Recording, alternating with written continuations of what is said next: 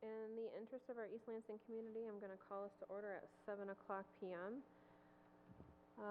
While it's not customary to open our meeting any way aside from just announcing the time, the official start time, I can't help but reflect on the abrupt end of our previous meeting on February 13th with the active shooter event that happened on the campus of Michigan State University, which is located just maybe a half a mile away from this auditorium.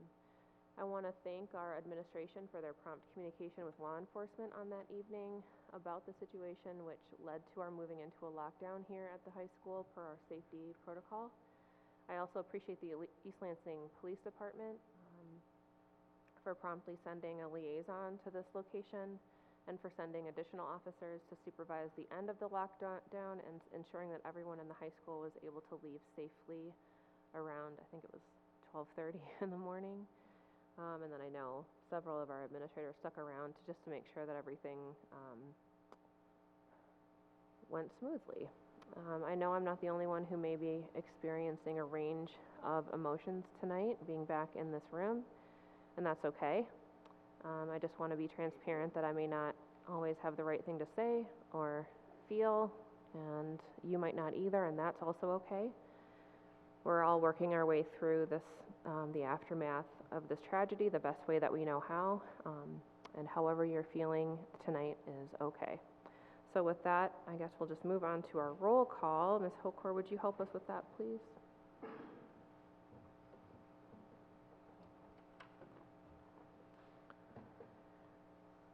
Dr. Chambers. Present. Dr. Edsel. Here. Ms. Fink. Here. Dr. Lyons. Here. Ms. Comer. Here. Ms. Ferris Highland. Here. Our student representatives are not with us tonight. Ms. Lako. Here.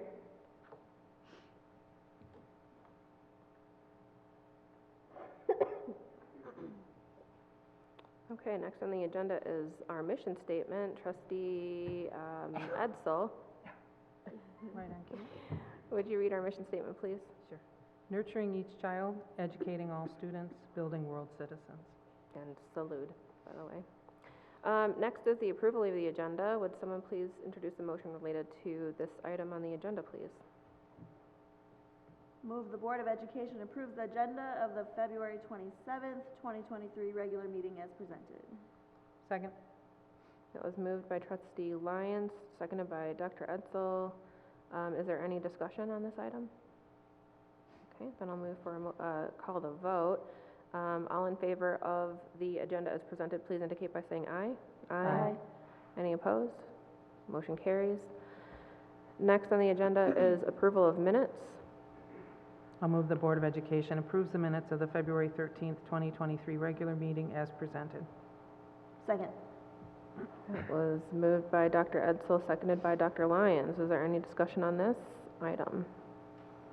I just want to clarify, I should be abstaining from these, or because I watched them, do I still get to vote? I think that you can vote on Okay. both of these items. Yes, Okay. that's fine. Any other discussion? Okay. All in favor of the minutes as presented from the last meeting, please indicate by saying aye. Aye. Any opposed or abstentions? Okay, motion passes. Next on the agenda is recognition. I want to thank in advance Trustee Ferris Highland for graciously agreeing to take on this responsibility, both of coordinating all of the recognition, gathering all of those items, and then also publicly presenting them. With that, I'll turn that over to you. Okay, so our second and third grade students from Donnelly can see their artwork on display at Impression 5 Museum throughout the entire month of March. This exhibit, entitled Fringes, kicks off on Sunday, this Sunday, March 5th, from 1 to 2, and includes 96 framed portraits that they created of inspirational women throughout history. And from the middle school, congratulations to the 7th grade band for their excellent performance at Band Festival last Friday. They received top ratings from all 4 judges, earning straight 1s in concert and sight reading. Thank you also to band students Scarlett Alfredson, Killian Bulwer Lopez, Henry Campbell, Kelvin Politowski, Sarah Johnson, Zale Roberts, Aiden Knight, and orchestra student Zoe Salvatore for representing MMS in the New Directions in Music Education Workshop at Kellogg Center last Saturday. Congratulations to all of MMS Science Olympians on their competition and placements at Holt this past Saturday. Keaton Smith and Charlotte Gowell took third in forestry. Joe Barger and Newman Lau took second flight. Dominic Beaver and Grace Jong took first flight. Newman Lau and Elizabeth Aline placed fourth in Crave the Wave. Joe Barger and Lena Connett took fifth in Rocks and Minerals. Layla Naji and Charlotte Gowell placed 8th in Can't Judge a Powder. Cash Winchell and Dominic Beaver placed 7th in Crave the Wave. Summer Hicks and Grace Jong took 7 in Write It, Do It. And finally, Eleanor Hamlin and Lena Conant took first place on Dynamic Planet. Well done to all of our students. And that's all for recognition. Thank you. Well done. Next on the agenda is student representative report, but as indicated, I don't believe either of our students are able to be with us tonight, so we'll move on to the superintendent's report. Superintendent Leko, I'll turn the floor over to you, please. Thank you. Tonight at 8:18 p.m., Michigan State University will light Beaumont Tower in green. Immediately before the lights are turned on, the carillon will play MSU Shadows, followed by tolling the bell 8 times, 3 times with a break for the 3 students who lost their lives 2 weeks ago tonight, and then another 5 times for the 5 survivors who were shot. For those of you who were with us in this same space 2 Mondays ago, thank you for your patience, your cooperation, and your calmness that evening. Our thoughts and prayers continue to be with the victims, the survivors, their families, and for all those who were impacted by this event. To support the healing process for our student, staff, and community members, we will continue to include opportunities for support. Our school counselors, social workers, and facility dogs are available to support our students, and the City of East Lansing continues to have counseling services available this week.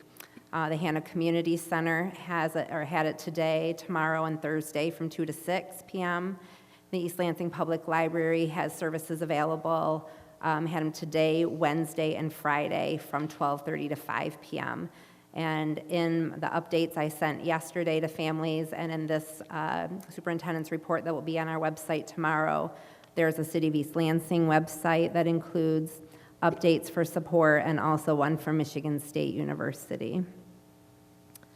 Last week, due to Thursday's ice storm, we needed to reschedule kindergarten information night, so I just want to share that is now this coming Thursday, March 2nd. It is still at 6 till 7 p.m. at McDonald Middle School, and it's an informational event for all families of prospective kindergarten and Young 5 students, including families who plan to apply for schools of choice this June. An additional kindergarten roundup event for incoming students will be held at each of our buildings later this spring. And in response to some of the public comment we received 2 weeks ago at our meeting, while public comment isn't a time that responses or answers are provided to individuals, it is our practice to respond to inquiries and requests received via email to the board, myself, or other appropriate school staff. Sometimes there's information, though, that would be helpful for the greater school community to be aware of, and we will include that information in regular updates or superintendent's report. One of them is about closed captioning of these board meetings, and our current platform does not allow for closed captioning while live streaming the meetings. So we are pursuing the use of YouTube video for this purpose and hope to have it switched over and functional within the next couple meetings. In addition, just know that our improvements and updates to our website are also a district and technology department goal for this school year, and some pages will be put under construction soon while we update content and access to information on our site. Thank you. Are there questions for the superintendent about the superintendent report by board members? Okay, next on the agenda is also with the superintendent, with I believe also the assistant superintendent, Mr. Mitchum. So the floor continues to be yours, Superintendent Leko.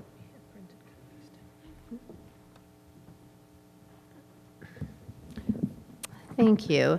This presentation, although it's been modified from 2 weeks ago, was scheduled to be presented at our February 13th meeting before we where it went to recess. So it's been updated. This is also very similar to if you get ELPS updates on Sundays, what it would have been included in yesterday's updates. So this is a progress update of the work we've completed or still is in progress here at the high school, but also the work that we've progressed on with the middle school that we've taken on next. And so tonight we'll share both the data that was collected from our Safety Enhancement Plan feedback survey that was out late January, early February, and provide an update of progress that's been made toward the identified safety improvements for both the high school and toward the identification of safety enhancements across the district. Oh, you can go to the next slide, please. There we go. You can even go to the next one. Thank you. So a little bit about our survey that was put out. We had a total of 725 respondents. Since individuals could check more than one box as their role in relationship with ELPS, some of the response totals may total more than 725. So for example, if an individual is both an ELPS staff member and a parent guardian, they only submitted one response, but their answers are included in the subgroup data for both of those subgroups. We had 286 East Lansing High School students fill out the survey.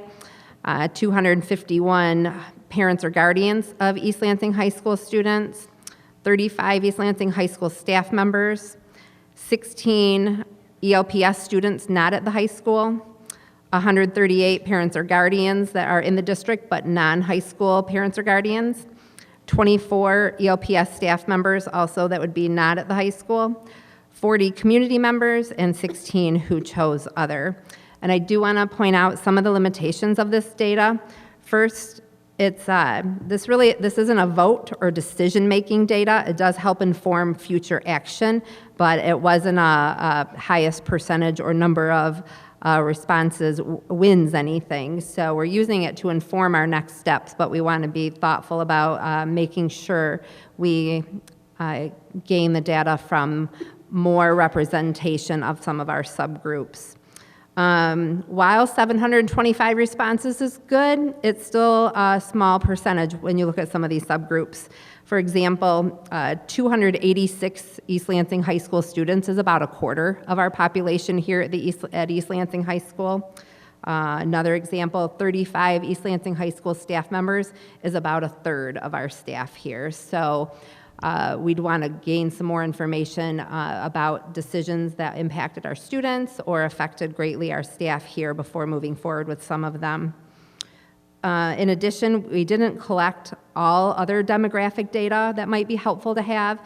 It may be really useful to have data that we could disaggregate by race, gender, gender identity, or even grade level at some of our buildings.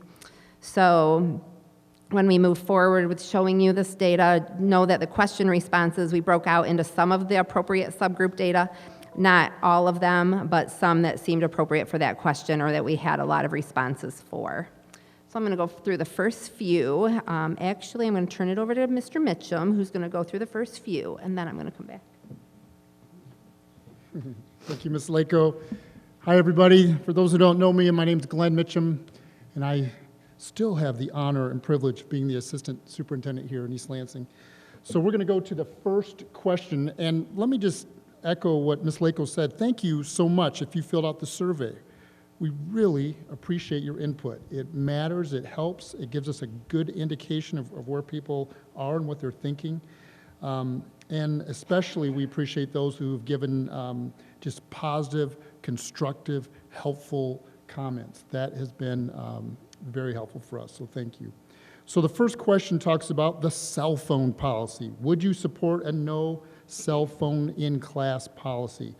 And there were 721 respondents. As you can see, 23% said yes to that question, 52% said no, 25% needed more information. Of the students, shockingly, only 7% said yes to that question about no cell phones. 76% of those responded said no, and others, 17% needed more information. Parents and guardians, they were somewhat lined up with students in that only 26% said yes in support, 46% said no, and 28% said they needed more information. So that all kind of lines up until we look at the 34 staff respondents. Remember, as Ms. Lico said, that's only about a third of our staff at the high school. But 71% of our staff said they would support a no cell phone in class policy. So that is going to be a fun one to figure out between staff and the rest of the crew. Next question talked about backpacks. Would you support a no backpack in class policy? And of all the respondents, 24% said yes to this, compared to 58% who said no.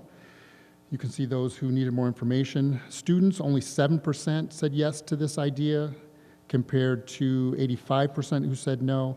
Parents, 27% yes, 49% no. And then again, staff were more in support of this idea of no backpacks in class.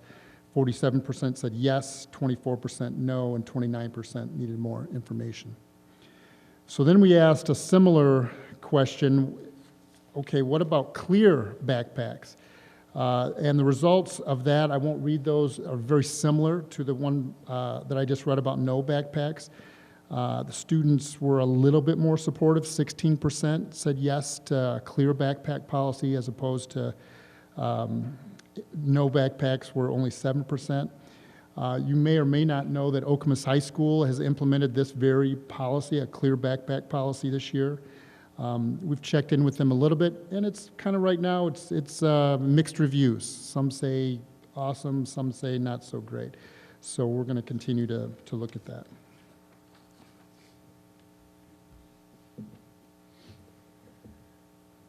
Next question was, would you support mandatory staff and student IDs? And these, you can see across the subgroups, overwhelmingly positive on this. Yes, 70% overall, 63 for students, 75 parents, guardians, 88 for staff. And so this is one, again, that still needs more evaluation. You know, one of the things as we've talked to our consultants with secure education consultants, you know, one of the tips they gave us too was make sure you take a look at not just the feedback, but what does it actually cost to implement, each of these, and not just financial. There's an operational cost to much of this. There's personnel cost to a lot of this. There's processes that, kids are going to come to school without their IDs. They're going to forget IDs. So we need to make sure we have processes in place for addressing that. So it's one that we'll look into further. Next question, please.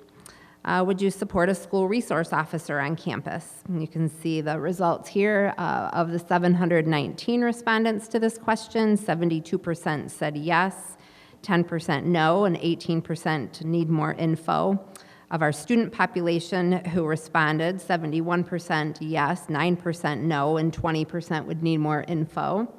Of our East Lansing High School parents and guardians, 76% who answered the survey said yes, 7% no, 17 need more info. Staff, you can see of the 34 who responded, 59%, 20 of them said yes, 5 said no, 15%, and 26% needed more info, 9 folks. And I also added on here ELPS parents, guardians of non-East Lansing High School students, because we know they'll be moving on up here, and a school resource officer, while they historically have spent most of their time at the high school, they've served the entire district. So I also included the 97 respondents that were parents and guardians in the district, but not at the high school, where 73% said yes, 13 said no, and 13 need more info. So again, this is one we will pursue and evaluate further. Question number 6, would you support metal detectors at the high school? This one was a little more evenly spread across the responses, with a higher percentage, at least a quarter or above of the respondents saying we need more information. But all of the respondents, 40% yes, 33% no, 28 need more info. Very close with, if you just look at our high school student responses to that. Again, not much different when you look at parents and guardians. And then East Lansing High School, of the 34 staff, 16 of them said yes, 9 no, and 9 need more info. So this would be one we'd also want to gather more information from all of our high school staff all of our high school students and our parents and guardians as well. And then the last question that we asked, would you support a bond proposal for safety and security enhancements, including technology and a secure entrance at East Lansing High School? Of all respondents, 59%, 425 of them said yes, 11% no, and then 30% need more info, which with a bond proposal affecting folks' taxes, we would expect they'd want many more details than we were able to provide in just a general question like this. I didn't put students on here because they're not voters yet, most of them. So I've got East Lansing High School parents and guardians, and then East Lansing Public Schools parents and guardians who are non-high school parents and guardians.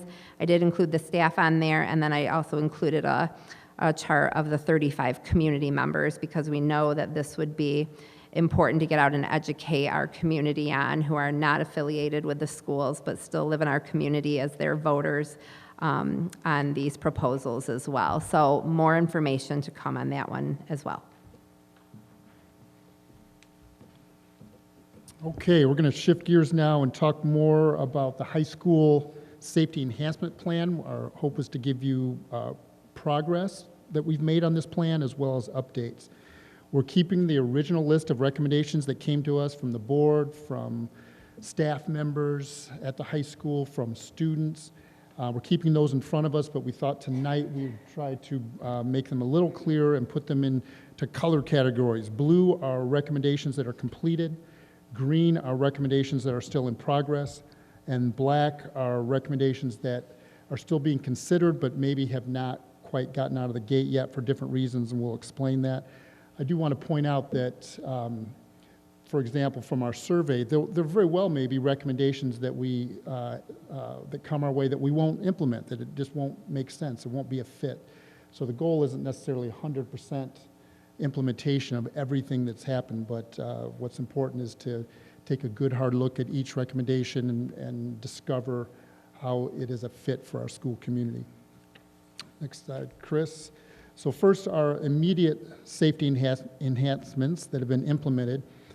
Communication of new rules and procedures and reinforcement of many current rules related to safety, the use of only door number 1 for student entry during school hours, increased supervision and monitoring of hallways and bathrooms both between classes and during classes, high school implementation of no hall passes during the first 10 minutes and last 10 minutes of class to decrease hallway traffic and allow for more efficient sweep of halls and bathrooms, availability of our district wellness leader to staff and students at the high school for engagement, consultation, and resources for mental health.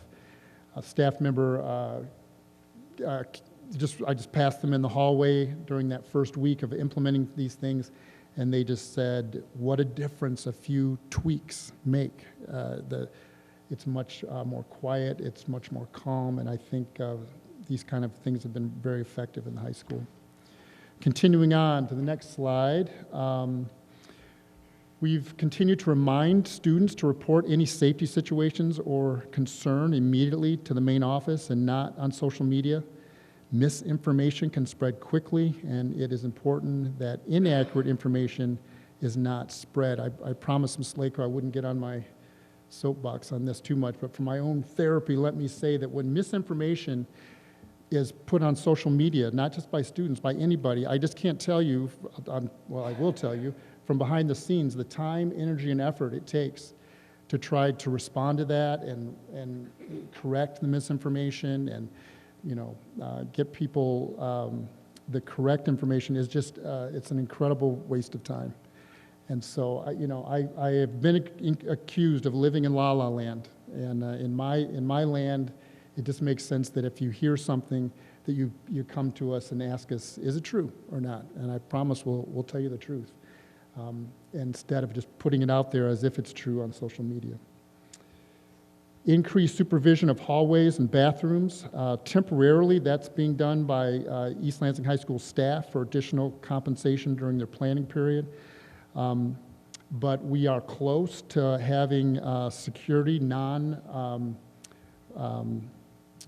unarmed security folks in our building. We plan to hire 3 high school staff is interviewing 3 or potential candidates for this position tomorrow through a security firm. So that's close to being put in place. No later than March 13th, we've been told, but we hope to have them in place before then. And then we also have additional security and/or supervision at our athletic events.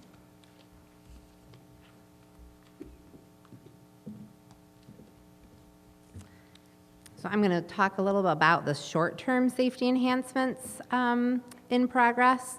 We are still evaluating the reinstatement of an in-school suspension program, so that one we haven't made much progress there yet. The second bullet about reviewing emergency protocols and language for all staff and students is ongoing. One of the pieces of this I've mentioned here and there, I can't remember if I've mentioned at a public meeting or not, is we are expecting legislation to come out very shortly, or proposed legislation to come out around common language across the state for lockdowns and other security terms that would be used for emergencies and for first responders, so that when you have even the situation at Okemos High School a couple weeks ago when 15 different police departments responded to that, so that everybody is speaking the same language, using the same terms. And so while there's some reminders we're doing now, we expect some of that language to change, and so we'll want to be prepared and be using that appropriate and correct language moving forward that I think will help get everybody on the same page, and some of it makes really good sense too. Additional exterior doors to be alarmed, door props added, and cameras as well. We have some being added scheduled for March 7th, some that are still under discussion, and some cameras that have already been added and online. Additional lockdown buttons at the office secretary desks, those are scheduled to be installed on March 7th as well, so just over a week away. Additional security personnel to increase hallway, bathroom, and exterior door supervision and monitoring. This is the DK Security Company that Mr. Mitchum was referring to, where we have 3 individuals we'll be hiring. They'll assist with hall and bathroom monitoring, lunch supervision, door monitoring during lunch, camera monitoring, and then also after-school hallway monitoring. So we've staggered their hours a little bit so that we can have folks here after school, or at least one individual here after school in the hallways too, and we still have a lot of activity going on in the building. And I want to talk about the improved communication around both content and timeliness. So we've had a couple meetings with district administration and our technology department on February 14th, and then again on February 21st to develop improved process for emergency communication and create some emergency communication templates. That has happened. We're still working on determining how to best utilize the enhancements within our existing software. If you read my updates yesterday, you saw that you'll be receiving an email about being able to opt into text messaging also. So we're looking at expanding some of the features that our existing software allows. We're evaluating a mobile safety alert system that would allow us to quickly send mass text messages. We have crafted emergency message templates. Now we're just getting some feedback on them from some of our folks who would use them at our buildings. That would just require some brief fill-in portions, but are prepared in advance and ready for use. We have developed a process by an assigned and identified individual in the district to be on call and prepared to receive and send these messages so that we're not putting that strain on our office secretaries when there's a lot going on in the building and in the office. And we are participating in training on both crisis management and communication, both through some very intentional trainings through the secure education consultants that they offer, and also through some more general PR and communication professional learning that some of our folks are going to communications and PR conference later this week. We also before collaborating with the East Lansing Police Department and planning to schedule some active shooter training for all staff. A couple things. One, we've looked at this training a little wider than just active shooter training and looked at it in the framework and lens of critical incident response training. And that would include active shooter training, but be more widely used and apply to more situations than only an active shooter, but it would include that training. That's something that our Secure Education Consultants offers both in person and online. So we're looking at the first time we train district staff to do that in person, and then maybe some of the refreshers would be online, but making sure that new people in the district always have it in person to begin with, so they have that face-to-face training and can ask questions. We also will be including East Lansing Police Department in our building safety review meeting coming up with the Secure Education Consultants in the next 2 to 3 weeks. This is specific to staff, but I do want to address the idea around student training. Some folks have asked about training students. And yes, we do train students. Obviously, it's very different at grade levels, what we would do. It'd be age appropriate. And typically, the context of that training is within the required safety drills that we do for the state each year. So every school district and every school building is required to do 3 safety drills per school year, 3 different types of lockdown drills. ELPD collaborates with us on a couple of those. One of those lockdown drills has to occur during unstructured time, so it can't be during class time, it would be during lunchtime or a passing time. So that's how we actually kind of train students, is through instruction and practice through these required drills. But we would look to our consultants to see if they had recommendations for expanding that.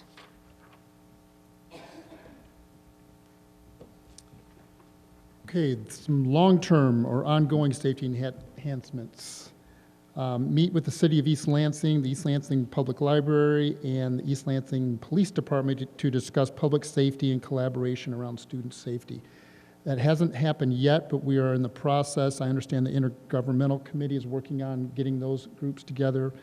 Also, you've heard Ms. Lakel talk about Secure Education Consultants. She's going to tell you more about that in a minute, but our relationship with them will include, our contract with them will include bringing these other groups in to coordinate our safety plans. Request assessment from the fire marshal to determine if any of the exterior doors at the high school can be put out of use. We've talked to the fire chief about this, and they have contacted the fire marshal. We're waiting to hear back about that. Meet with mentoring groups and or other student support agencies to provide mentoring and social development of students involved in conflicts. If you were here at our first meeting in the auditorium 3 weeks ago, there were just some wonderful folks that stepped up to tell us about what they do and how they can help us in some very specific ways. That was awesome. It was really great. And so we have been reaching out to those folks and have had at least initial communication with all of them. And now we're in the process of collecting volunteer forms and determining when and how is that fit going to be there and how that's all going to work. So we are working on that. We continue to evaluate our continuum of intervention for students who exhibit the need for self-regulation supports and strategies. We want to make sure we're serving our students well and supporting them well. And then provide de-escalation training for all students. CPI training session was offered on February 4th. CPI stands for Crisis Prevention Intervention, and we had some staff be a part of that on the 4th. We also, though, plan to, as Ms. Lakel talked about, training with the Secure Education Consultants, and this will include de-escalation training for our staff. And then some more recommendations that require more input and evaluation, staff, families, community members, and students. All of those things that are in black there, they're all from the survey that we've just gone through, and as we've said, we plan to reach out to more individuals to get more feedback and understanding. So those are in process.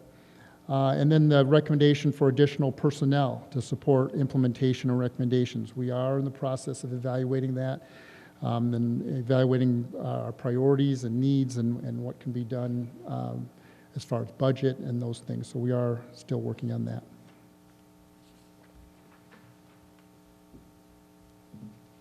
All right, last set of slides. There's a few recommendations and activities that we added that weren't on the initial list, but that we've since added and are either in progress or completed. So we have contracted with Secure Education Consultants, SEC for short.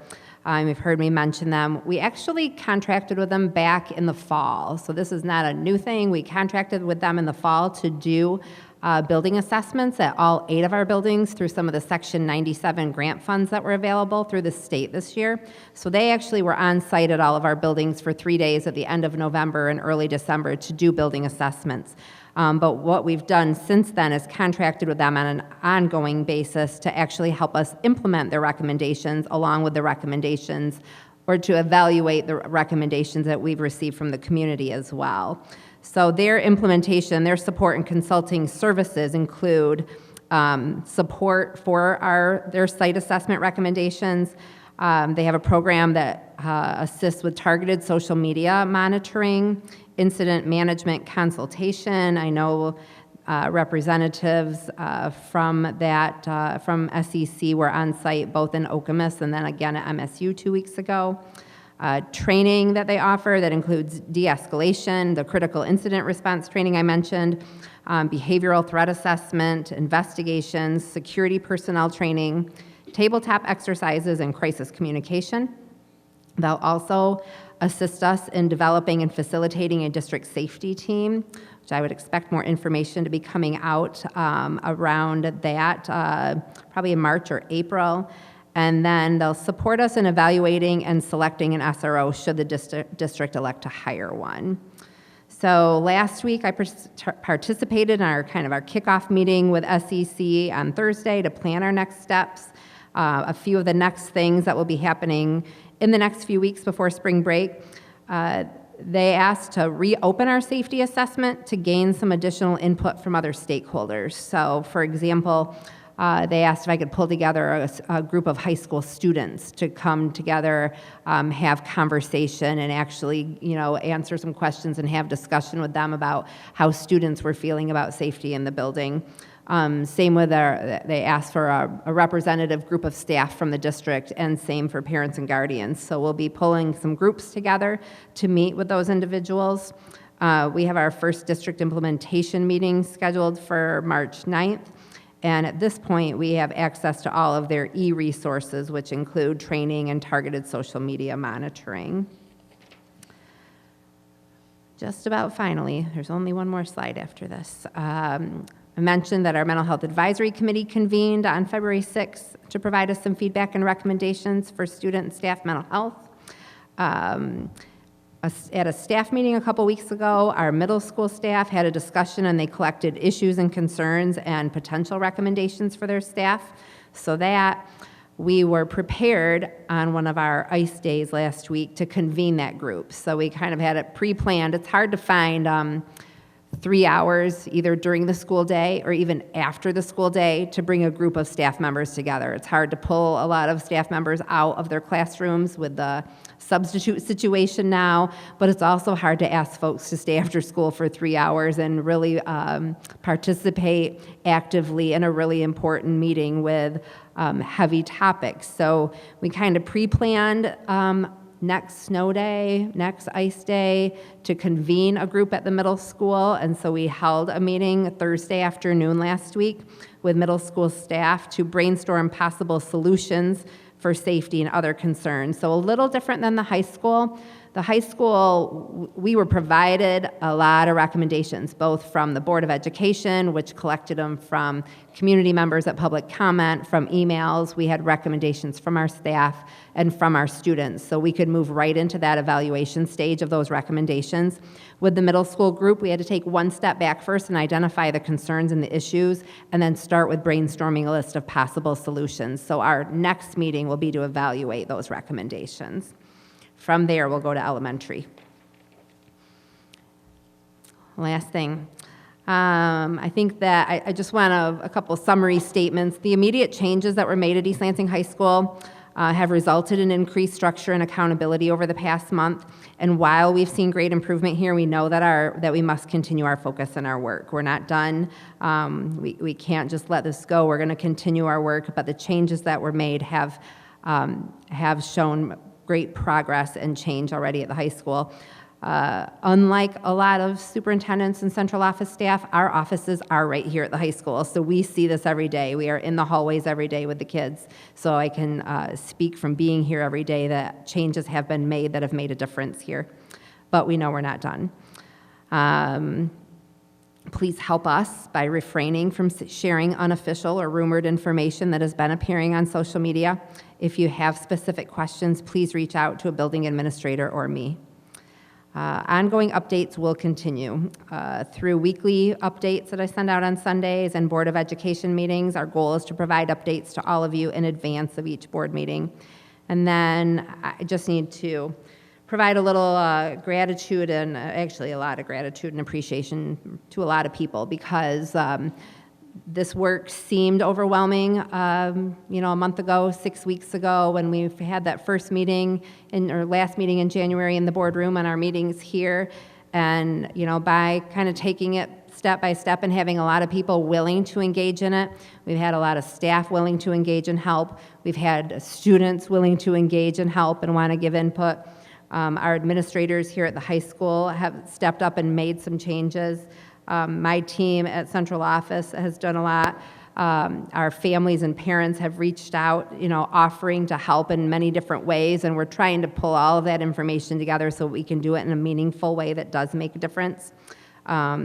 We've had some other folks. ELPD has been very supportive in both emergencies we've had, but also in their willingness to come alongside us with this. I think I need to mention one individual. Mr. Wells has come back and really helped as a volunteer just by being a friendly and known supportive face in both of our high school and our middle school. So we thank him for his volunteer time as he's come back over the past month or two to help us as we've moved through this. And I'm just really still very thankful to be in a community that provides not just the feedback, but the willingness to be problem solvers with us. So thank you all for that. And we'll take notes during the public comment portion of this meeting, but we're also happy to answer board questions if you have them as well. At this time, I will open the floor to questions from board members for the superintendent or assistant superintendent about the presentation.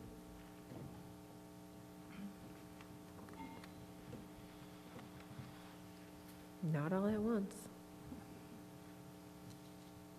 I have a question. For the filled out forms for emergencies, and you said that there would be a designated person. Is there a designated person in each of the buildings or just one designated person? It's a one person in the technology department with two backups. So we have 3 people identified, but one person so at each building, we have 2 people identified who would be the communicators to that person to say, we need the internal lockdown message activated, and you need to fill in, I'm at Glen Cairn School, this is such and such. At this time, here's a 1 to 2 sentence, description of what happened.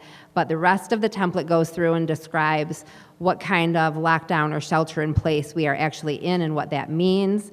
It describes what you can expect for communication moving forward, and it asks parents, like, for example, not to come directly to the school because if we're in lockdown, we're not going to be able to open the doors and let people in or out. So it's important that we save that parking space and access to the building for our first responders. So those templates include that type of information for each situation, but the process includes a point person in the tech department with 2 backup people who will also be trained, and they'll take the direction from.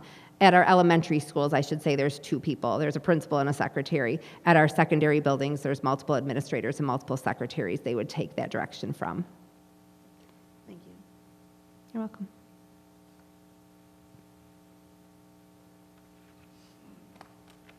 Once we get that whole process ready, we also have discussed piloting it. So just to see how the whole process actually goes, not in an emergency, but kind of more of a simulated one, so that we can actually practice that before we actually utilize it and make tweaks to it in advance. I have another question. So you said that the website is going to get some updates. Is there, and some sites will go down. Is there any insight that you can let us know, like what will be updated, or we're not there yet? We're not there yet. Okay. We've had 2 meetings scheduled. They've both been rescheduled because of school days being off. They've both, in the last couple weeks, been on days. I mean, I think if we look at our last 2 weeks, we've been in school and out of school about the same number of days. And both of the days we've had them scheduled, we were not in session, so we have it rescheduled for this week. I'm just happy that we're going to get some updates to our website. Yeah, That's yeah. wonderful. You know, I also had the opportunity last week during, it was, I think, Wednesday, we had a scheduled county superintendent's meeting that we do monthly. And while we didn't have school, we still held the meeting via Zoom. And I had the opportunity to listen to the Superintendent John Hood of Okemos share lessons learned from their experience with the swatting a couple weeks ago. And both things he learned, things they learned from law enforcement, things they learned about communication, things they learned about staff. And while it was only a component of our meeting, and there was some great insight that came from Superintendent Hood about that, you know, one of the things that some of the superintendents in that group asked for was maybe a follow-up meeting just to specifically talk and debrief that, you know, when he and some of his staff members and maybe some of ELPD were all ready to do that with us. So that will be coming, but it was just kind of an idea at the point of last Wednesday, but I think that will be just some of the things they were able to share. For example, one thing which is really maybe hard to hear, but it was it's probably very true. And I can speak from experience, there's a desire to get communication out quickly. Like we know people are waiting, we know people want communication, but sometimes we just don't have it as quickly as people would like it. And one of the things Superintendent Hood said that kind of resonated with me was, people will forgive you, maybe not right away, but they will forgive you with, you know, that lapse of time that might pass before you get communication to them. What they won't forgive you very easily for is providing misinformation or inaccurate information. So to maybe pause and make sure you have accurate information before you start sending things out, even though that desire to get something out is very immediate. And built into our process is kind of a first step. This would come out right away. We're in shelter in place. Here's a sentence or two about it. More information will be coming, you know, and then so that we still have plans to get something out, but we might not be able to get something out every 10 minutes or every 15 minutes. It might take a little longer than that, and that we just have to understand why and make sure that what we do put out is accurate. Can you speak to the term that's currently being used, shelter in place versus lockdown, that is used for our district? Because clearly it's different than what MSU was using 2 weeks ago. Yeah, and that's one of the, I think, one of the changes that we see that will be very helpful with the legislation. I've heard that shelter in place is actually going to be one of the terms that will be used in place of that is going to be called room hold, which is basically what we do with shelter in place is we hold kids in their classrooms, we maintain instruction, we do pull blinds and window coverings, and we do lock doors, exterior and interior, but there's no take cover, there's no run, hide, fight. A shelter in place is used if we just need to hold students in classrooms. Now, there are times when a shelter in place could also be where students are free to move about the building, but the exterior doors are closed. I can think of a time when I was at one of our other buildings and there was just something going on in the community that we needed to kind of be heads up for. There was no immediate threat to any of our buildings, but there was something going on in the community, and so they said, you know, lock the exterior doors, but you're free to still move kids to lunch and to the bathroom and to classrooms, but we don't want them going outside to recess right now. So that was a shelter in place that allowed for movement in the buildings, but there are times when something's in the hallway that we just need to keep kids in their classrooms for hopefully just a short amount of time while we resolve whatever's going on in the hallway, or even sometimes something outside of the building that's not a threat to the building but could be going outside of that. A lockdown is when there's a known internal or external threat. So an internal threat lockdown would be there is a threat inside the building, and we go into lockdown. An external one would be a lockdown for an external threat, as there's a threat outside of the building that would cause us to go into lockdown. The procedures for both of those are pretty similar, although they're a little situational. Like if there's a threat inside the building and we have a class out at the tennis courts, we're not bringing them back inside. They're going to run the other way. So there's some situational pieces about it depending on where a class may be. But otherwise, if you're in a classroom and locked down, whether it's an internal or external threat, they're very similar. And that's when, like the run, hide, fight, avoid, deny, defend would come into play. But there would be an actual threat. Sure. I have one more question. And so can you just clarify, you talked about the interviewing 3 individuals for, I don't know, security, yeah. So with those interviews, you know, hopefully they are a good fit for us and we like them and we want to hire them. Will we be able to hire all 3? Yes, we've budgeted and asked for 3 security folks to be able to help with the monitoring through the building, the door monitoring and camera monitoring. Our highest need time is really around lunch because we still have an open campus, so the need for door monitoring, hallway monitoring, and lunchroom monitoring is greater during lunch. So we tentatively have 2 of those folks scheduled who would be here throughout the school day, and then the 3rd one would come in just before lunch and then be here through early evening to cover the hallways after school. And if 1 or 2 or all 3 are not a good fit, we'll go back to the drawing board to get more applicants to interview. Yeah, and I mean, it's through a contracted company, so they bring us, you know, proposed folks, but we do have final say. Right. You know, we've had some great success with this company in the past because 2 of our current employees, one of our student advocates, one of our student support monitors, were previously employees of DK Security, and we brought them in-house as employees of our own district.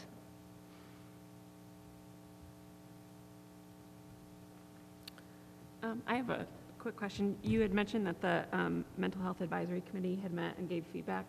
I was wondering if there was a plan for them to meet more regularly as we're in this time with kids, you know, kind of coping with everything going on, so that we can ramp up services and have regular feedback. We already had another meeting scheduled for them next week. Okay, so we had added one in for February and then have another one scheduled, I think it's March 6th, if I remember right. I think it's next week. I would also have to consult with our district wellness coordinator on that because she's kind of the chair of that committee. Okay, thank you. Mm-hmm. I appreciate the thoroughness of the presentation. Most of my questions were answered, but I have a couple of clarifying questions. So you mentioned early in the presentation looking at cameras. These would be additional cameras because we do have some cameras already in the.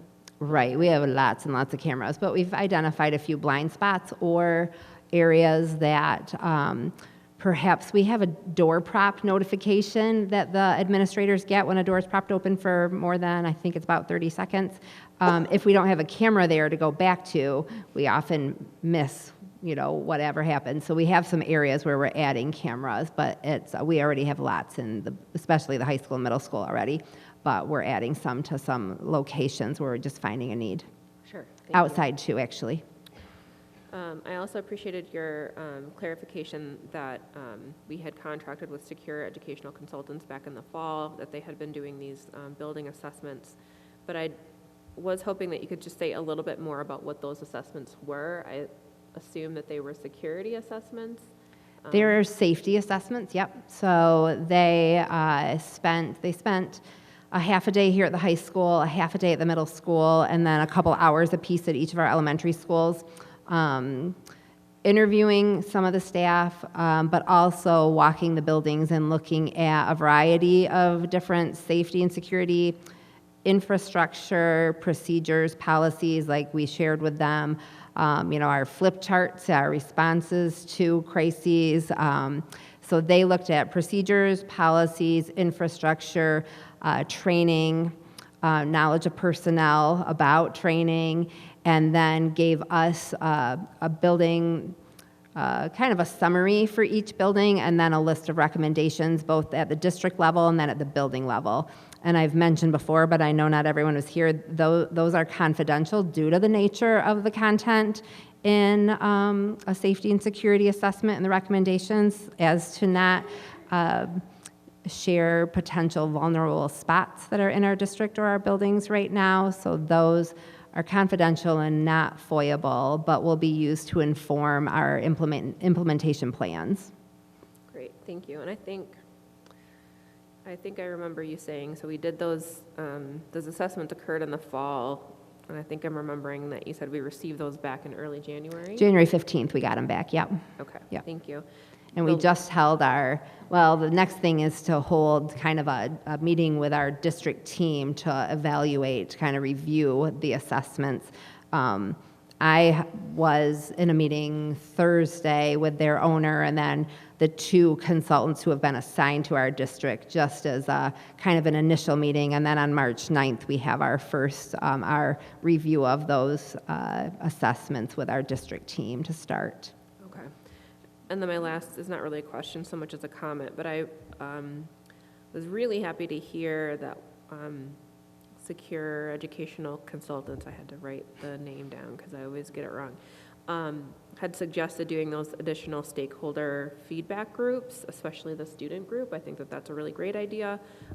It will probably be really helpful to supplement the survey data, since I know that we didn't, capture a necessarily full picture of our various stakeholders. So I was really pleased to hear that that will be in addition to the information that we have. Those are all my Yeah. questions, so thank you. I was Any too. other questions from board members about the presentation? Okay, then thank you, Superintendent Lako, for your thorough presentation. Next, we move to public comment. Oh.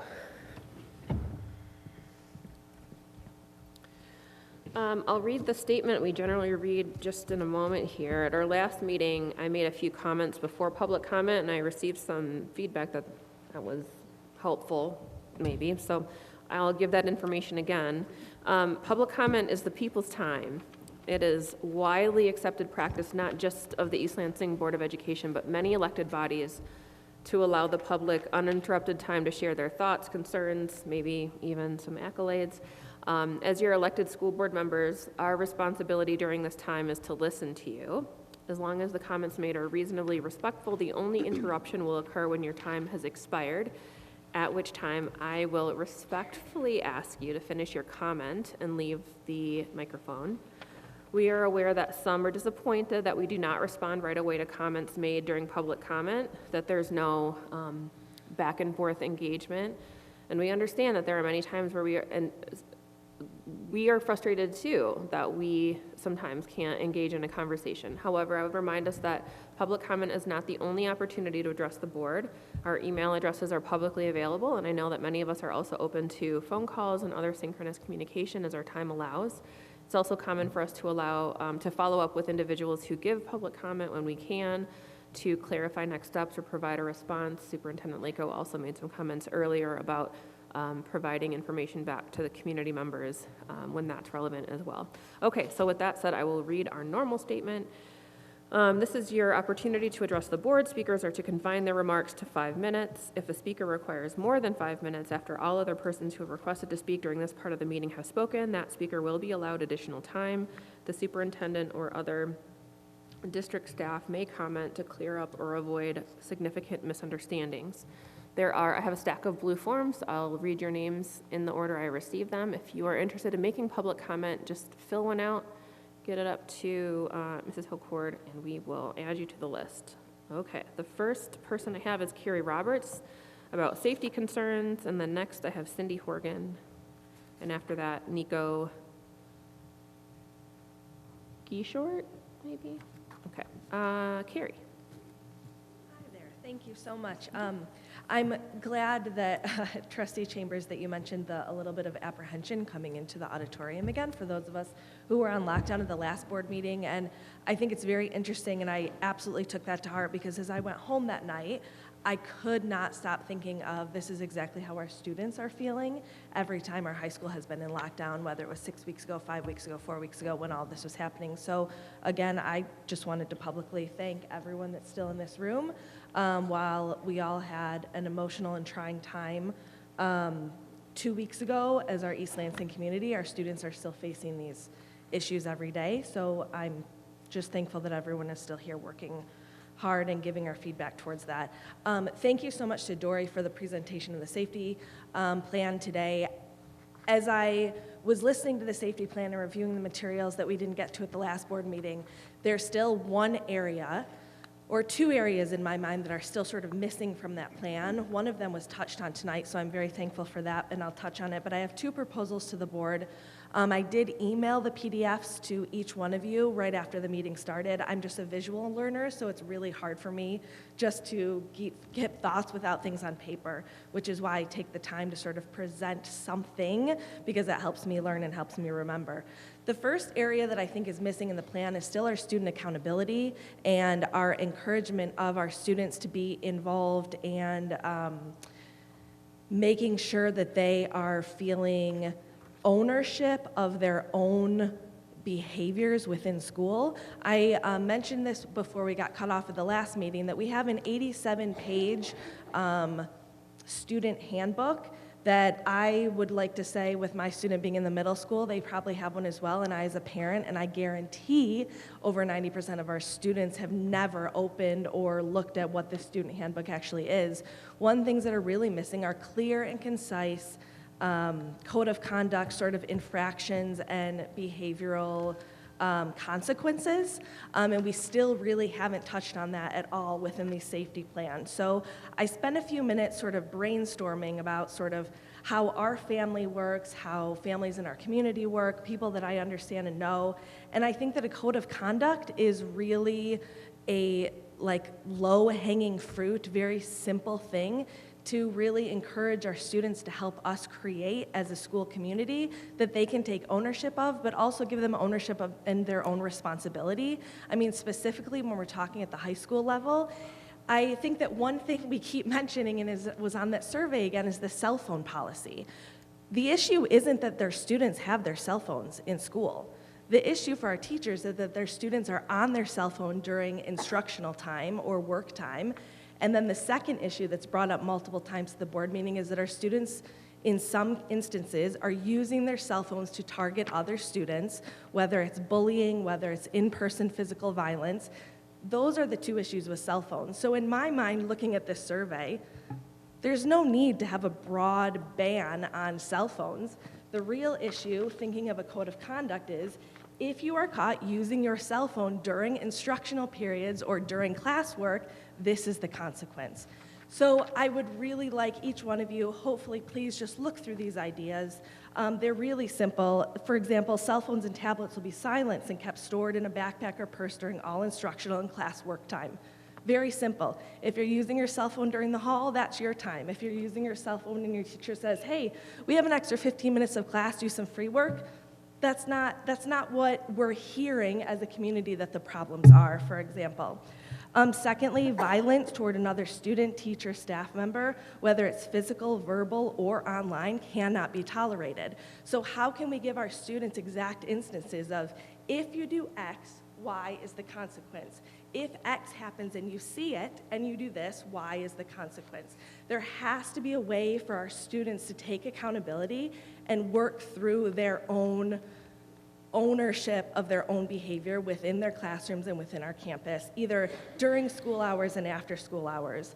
I also touched on tobacco in the drug-free zone, including vaping. That's obviously a much bigger issue than the community really realized it was when these meetings began, and then the zero tolerance for weapons and firearms on campus.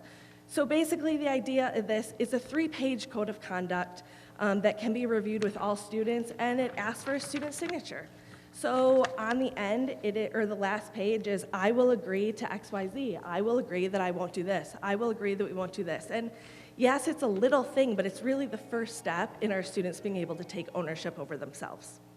Thank you, Ms. Roberts. Next, I have Cindy Horgan, socio-emotional program recommendation.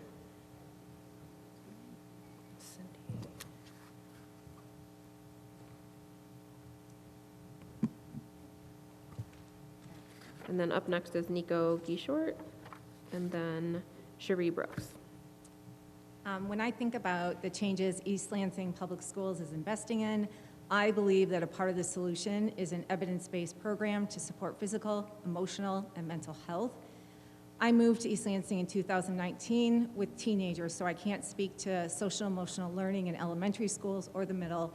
What I can speak to is the need I hear at these meetings for better mental health supports, which is why I want to share an incredible resource for children and adults widely used in school districts, inpatient, outpatient mental health settings, and juvenile services. Quickly, I'm an occupational therapist. I believe strongly in the design of this Move Mindfully program. It's a program based on science. It has trauma-responsive practices.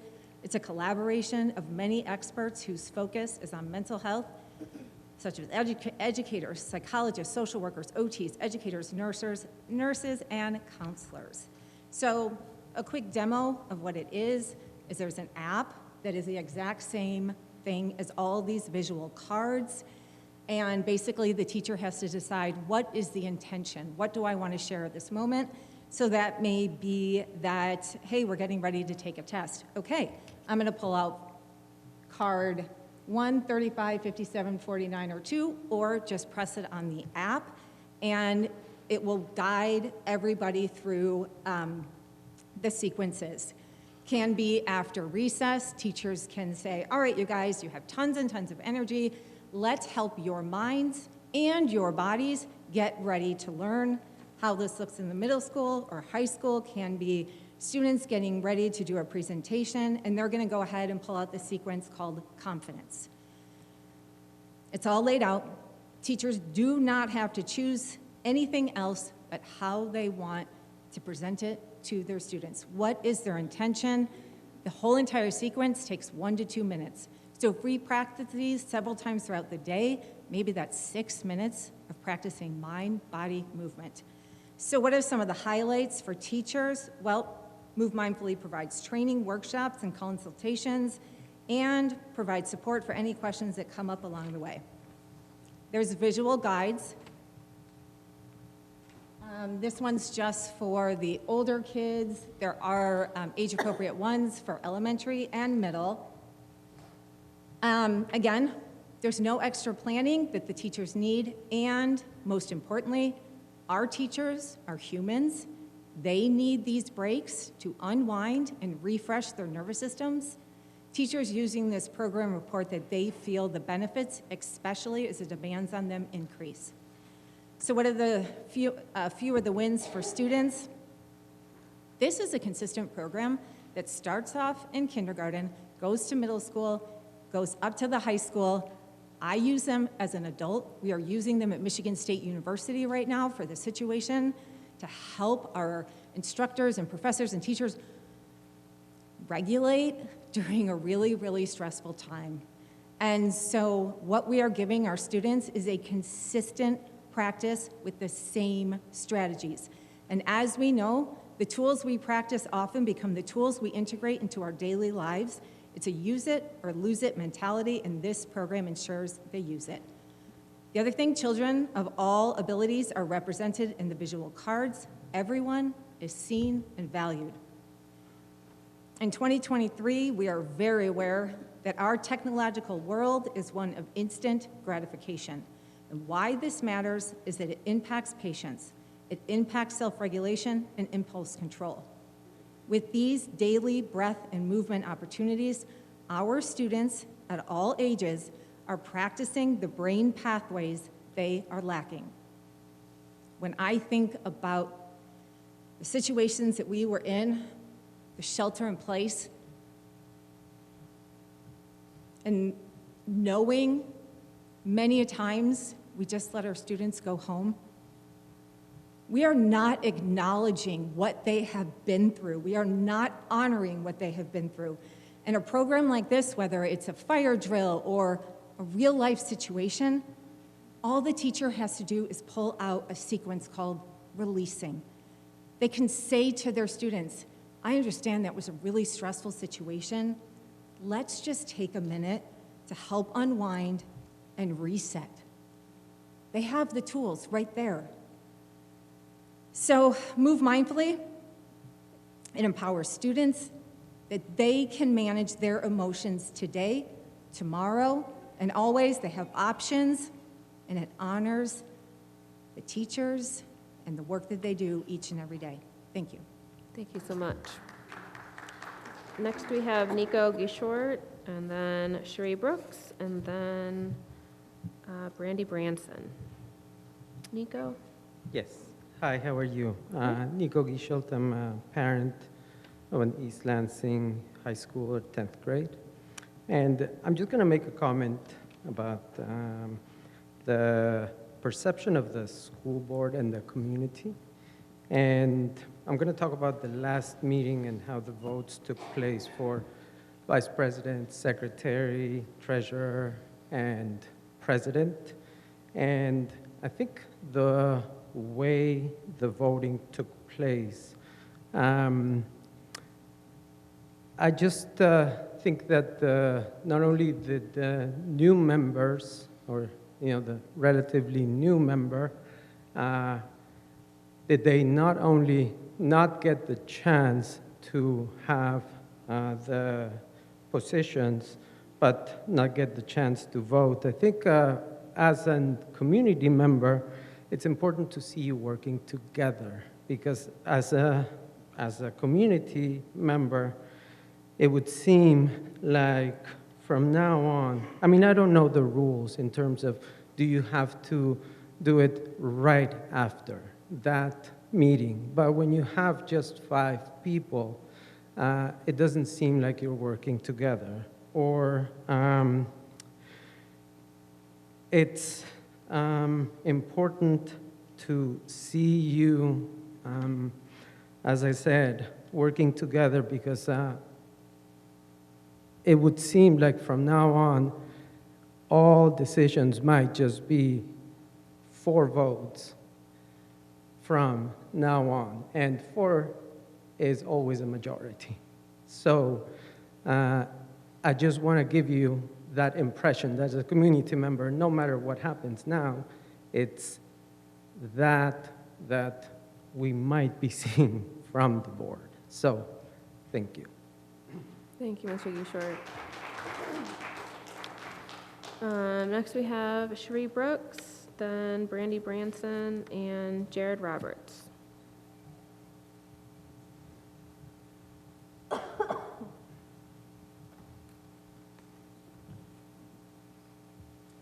Good evening. I am Cherie Brooks, and I'm here with Ludi Jones and Brandy Branson, and collectively we've decided to become the East Lansing Parent Advocacy Team. And we've done that because in the time that we met from that, I think it was the January 30th meeting, we've had an opportunity to realize that our experiences aren't that different. And unfortunately, they are disparaging. So I just want to highlight that it isn't lost on us that as a board, you all work to hire a security firm faster than you all work to partner with parents who ask for help with the administration to get a meeting seeking resolution. And as such, we're just gonna outline a timeline that you guys took a moment to give yourselves a little bit of an attaboy for. So from that meeting on Monday, I think the date was January 30th, when I asked the community to come see us, come talk to me. That was a Monday. I met with parents Monday evening. We talked on Tuesday. We met with boys that you guys identified in these 2 groups on Wednesday. We went out to dinner. From that dinner at the end of the dinner, we're in the community. The boys were singing karaoke. You guys had them up here fighting and bringing guns. That's Monday to Wednesday. From Wednesday to Friday, we were able to partner with a community resource, the Village, who then brought all the boys together, at least 15 boys together that you guys had identified in 2 different groups to provide some conflict resolution in addition to some mediation. That's Monday to Friday. That's all it took, was one ask, a response from the community to come together to bring resolution. So when you all say that you put these changes in place that has effectively, reduced incidents inside the building, our children took accountability for themselves. Amen. And we continue to ask you all to help us, help you, help us. And it's not for you all to do it on your own. It's for you all to help us work with this administration to bring some resolution. We're still just asking you all to meet our children at their humanity. You're going to bring in security officers before you bring in parents. We're here. We're here. And I don't just represent us. I represent elementary and middle school parents. We all do, for the parents who couldn't be here. So this is just a very small group of people who have come here with the dreams and aspirations and goals. And so we're a team because we've decided that just to do that, to give our dream a team and to advocate for our children. As such, let me get back to my notes. I do want to highlight that while we were able to come together, we were able to identify some very disparaging treatment and blind spots for our children. And we just do not and have not been able to determine what the matrix is for determining the severity and length of punishment. So when Carrie is asking for this code of conduct, what is the matrix for the severity and length of time that these children are being put out of school? Because it's not fair. We've asked for the data, we haven't received it. I know, Superintendent, that in your comments you shared that you provide a response. And so when I heard that, I heard you, in a sense, acknowledge that you've heard us ask that you revise the agenda to reflect or provide a response for public comment. I would also like that you just define what collaboration looks like with these Trojan families. What's the framework? How do we help? How do we collaborate? We're gonna come here, we're gonna stand here, we're gonna talk. Are we heard? Where's the reply? Where's the response? Where's the feedback? Where's the connection? I'm thankful to Ms. Kath, I'm thankful to Ms. Monica, I'm thankful to Amanda, because when we called, when we asked, when we emailed, we got immediate responses. So I'm thankful to you all for that. For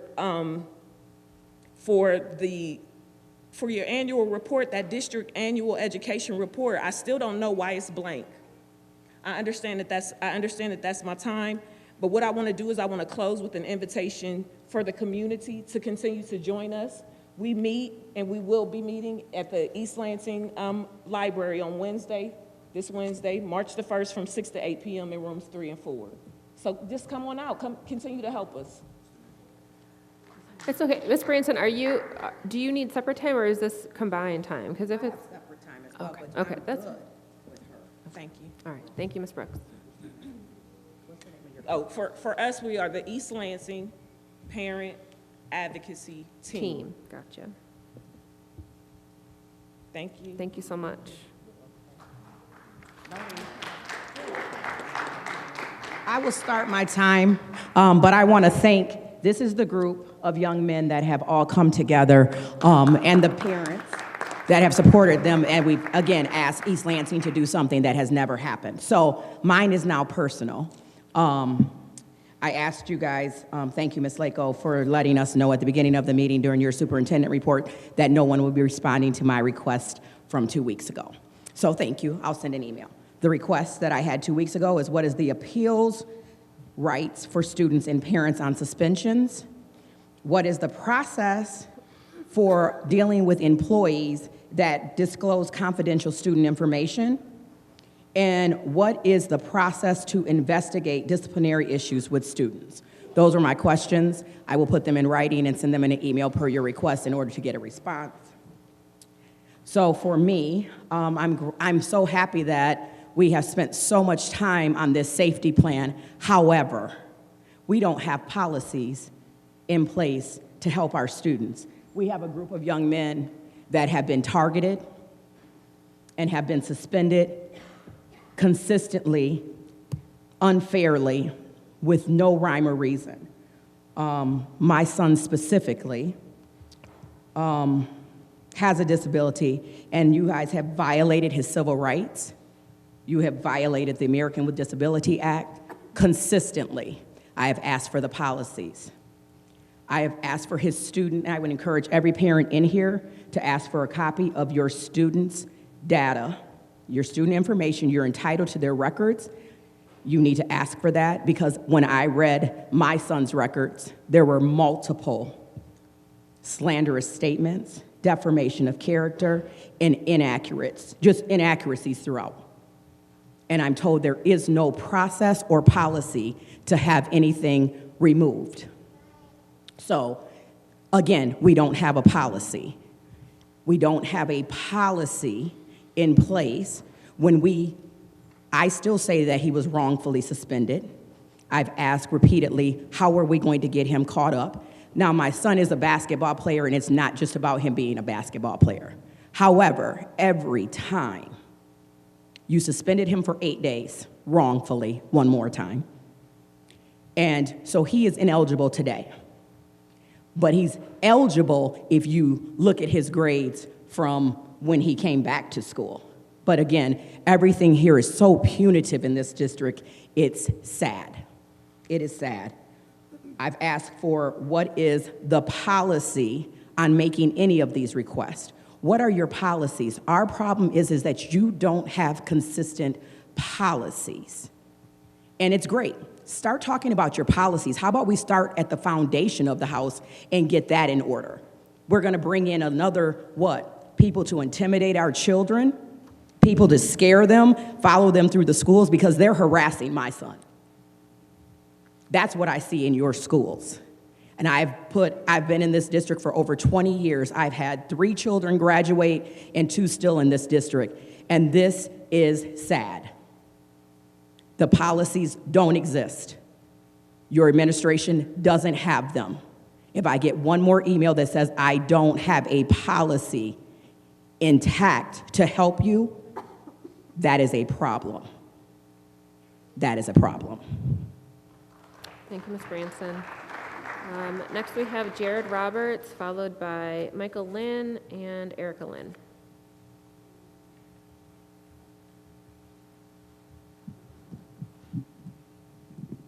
Hello, thank you for having me. Jared Roberts. I have a 7th grader at the McDonald Middle School.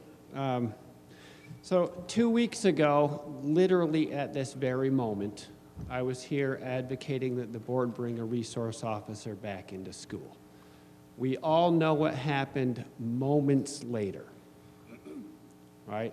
And it impresses on me, and sort of the shock that we're all feeling as a community, just how random these events could be. I mean, nothing could have prevented this person from waking up and starting this thing first thing in the morning instead of 8 p.m. at night.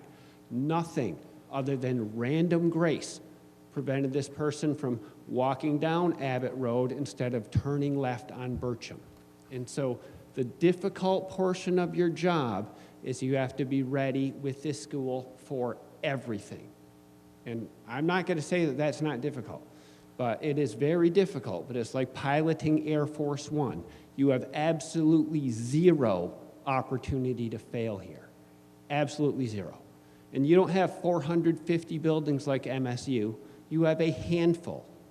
So it's manageable. So that part is good. And as you consider taking input on this issue of resource officers, I again urge you to just measure the consequence of having them versus the consequence of not having them.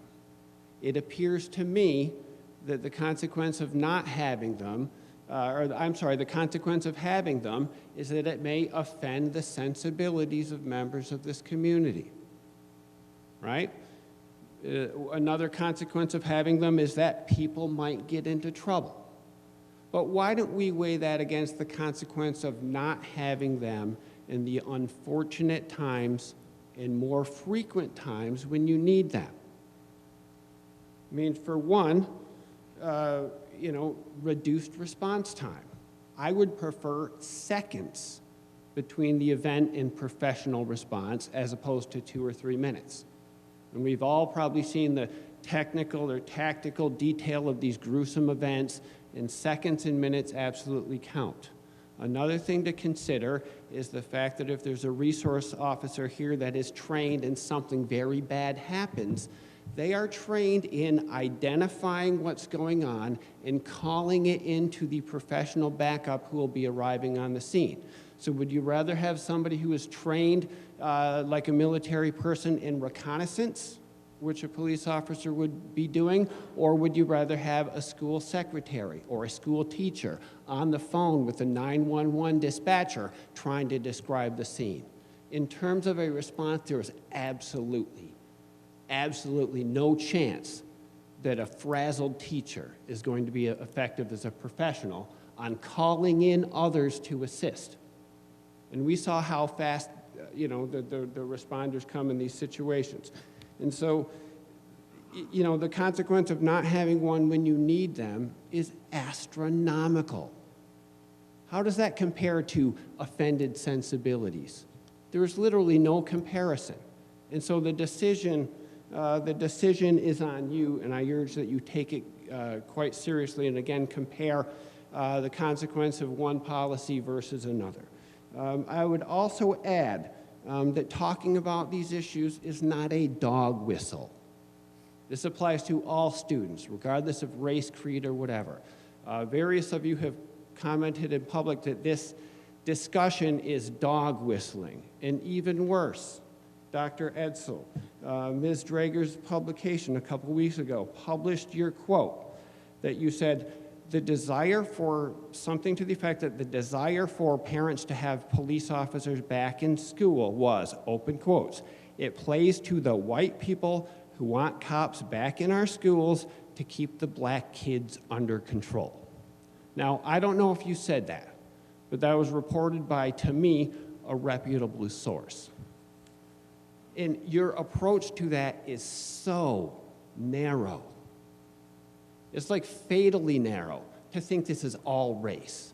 It really has nothing to do with race. It has to do with whether we're going to have a safe place for our kids to learn. That is all it has to do with. And again, the decision is on you. So comments like that are absolutely cringeworthy. I think public officials with a conscience would consider getting out of the business if they called half or more, 73% of the people in this town said that they were, in essence, racist for these views. And so that's highly offensive, and we've had about enough of that. So please consider these comments, and good luck in your deliberations. Thank you. Thank you, Mr. Roberts. Next, we have Michael Lynn. Thank you. Michael Lynn from the Village Lansing. Before I get into mine, I do want to comment, and if Ms. Edsel did say that, it's terrible to hear, but it's facts. It's factual. We just stood with about 6 young men that this board and this school district is freaking out about having fights. And you want to bring police in, and there wasn't any white kids sitting up here with us. So that statement will be factual, although it ekes people, right? So I'll say that first of all. The aspect that this isn't racial is ridiculous. It's flooded in bias, racial and economic. That's obvious. I mean, I've been in this situation with the school for about 2 months now after I received a phone call from some parents. And as soon as I got involved, it reeked, racial divide, racial, inequities, and so on and so forth. So I just wanted to say that before I got involved, that what makes one feel safe may make another feel in danger. So as we're hearing all this about police and in schools and so on and so forth, The only thing I could think is that the young men that I just spent the last 2 months with are going to be targeted for every little thing that they do. It will no longer be in a suspension, it'll be a charge. So that's what I think about when I think about that. So I don't feel comfortable with the police aspect in school, nor more do I feel comfortable with somebody else having a firearm in the school. A police officer with a firearm makes one person feel safe and makes another feel very in danger. So think about equity when you're talking about any of the stuff you're doing. I heard, I believe the deputy superintendent make a statement that, and I think the superintendent also did, but what a difference a little tweaks make over the last 2 months. And I just tasked you to write some of these dates down, and I think that Cherie named some of these, but the Village Lansing and I was brought into this situation December 5th. I received videos of the fight that took place, the really bad one that took place where multiple young people were involved, and I received a call from one of the parents, and they were obviously disturbed. December 6th, we met with the parents and one side of that conflict at the Village Lansing. December 7th, I had, when I met with those young men, I partitioned them away from their parents so that I can get some real world, what's going on with you guys, conversation, and it was explosive of what I got. What's the real situation going on, which most of you will never hear. I got that information. Didn't share it with everybody involved, but it gave me direction to move, right, in the conflict interruption that I was trying to do. So that was on December 6th, and at the same time, while I was meeting with the young men and getting that information, getting some information of the other side that I need to go get to, the parents were meeting with some other village members that we have, just kind of hearing their side of the story and what was going on. December 7th, I sent an email to the principal, and I'm going to read that email here because I think it's highly important to understand how your guys' response has been to this. And I think while we're listening to this, there's 3 sides to every conflict. There's going to be one side over here, and there's going to be one side over here. And a lot of people think the truth is the third part, but a lot of times the third part is the one stoking the flames, right? And I think the East Lansing School District, even though it may not be their intended result, we're stoking flames in this situation by just inaction. And this is from my professional understanding and being involved directly with what's going on. Hi, my name is Mike Lynn. I'm the Program Director and Violence Intervention Specialist with the Village Lansing. Yesterday, we held a meeting regarding young men that were involved in a fight at the high school earlier this week. There was concern of escalating tensions between 2 groups, and parents reached out to see if there was anything we could do. I spoke to the young men alone and got a lot of information needed to get the ball rolling on intervening in this situation before it gets out of hand. I'd like to meet with you to give some ideas on what I think needs to happen ASAP, or at the very least before these young men reach your hallways again next week. I can be reached by phone, and I gave my phone number anytime, day or night. I'll also make myself available anytime for an in-person meet if you can find the time. Looking forward to speaking to you. One thing that I thought was really important is that I never received anything back from that situation. But the young men did go back to school. So this was probably a week later, December 13th, after I met with those young men, I gave my phone number. I told them, text me if you have any problems at all, I'll be available to you. December 13th, I got a text from one of those students saying that he felt like he was about to get jumped in the hallway at lunch. So I got in my car and shot down here. When I got here, I was met by school administrators, and I think Coach Fracco was walking one of the young men down. I was waiting in the hall. Nobody knew who I was. The email obviously hadn't got to anybody, so I was just standing here as the violence intervention guy that nobody knows who he is, right, in the middle of this situation. I eventually did end up having a meeting with some of the boys that I'd already met with, and then I talked to the principal and told him about some other boys that I've been given information on, and can I meet with them? I got with a couple young men. They advised me they weren't the ones that were the issue. It was just a big cluster. Nobody really knew. Both sides are saying it's not me. All of that went, I need more time, so if I need to come back. You can fill out another form and come back. Is that's the time? Yeah. Yeah, all right. Thank you, Mr. Lynn.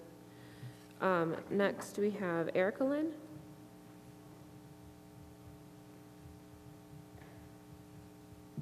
And then we have D. Florence, followed by Ellis Drager.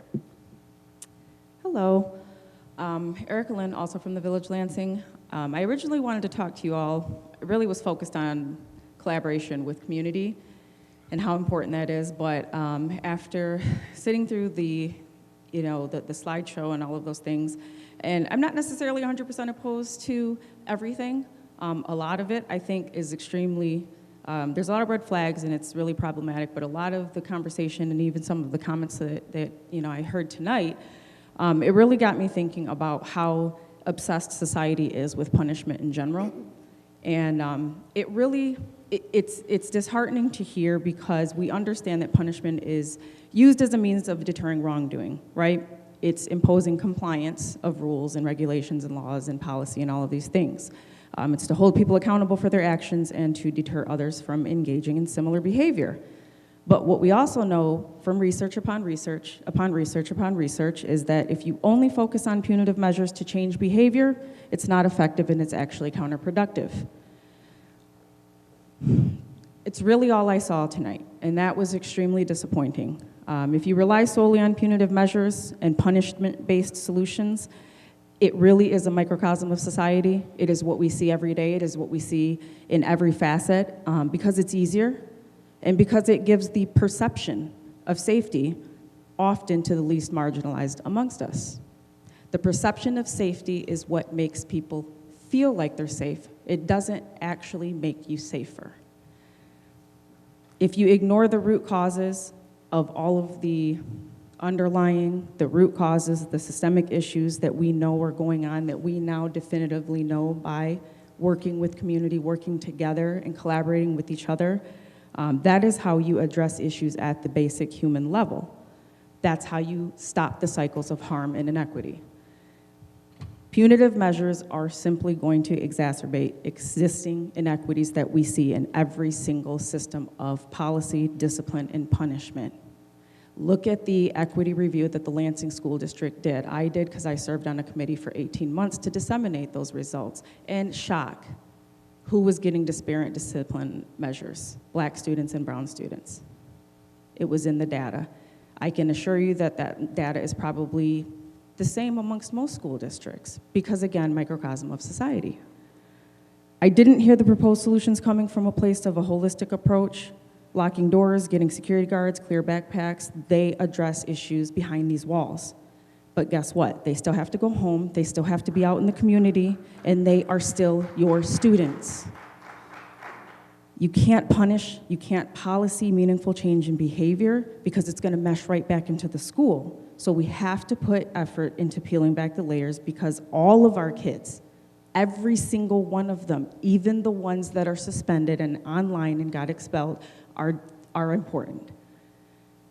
I know I've probably used up most of my time on that, but the other part of this is I wanted to talk about working with community and why it's important. And the reason we wanted to show a collective effort to you all is because I believe that it is crucial to partner with community.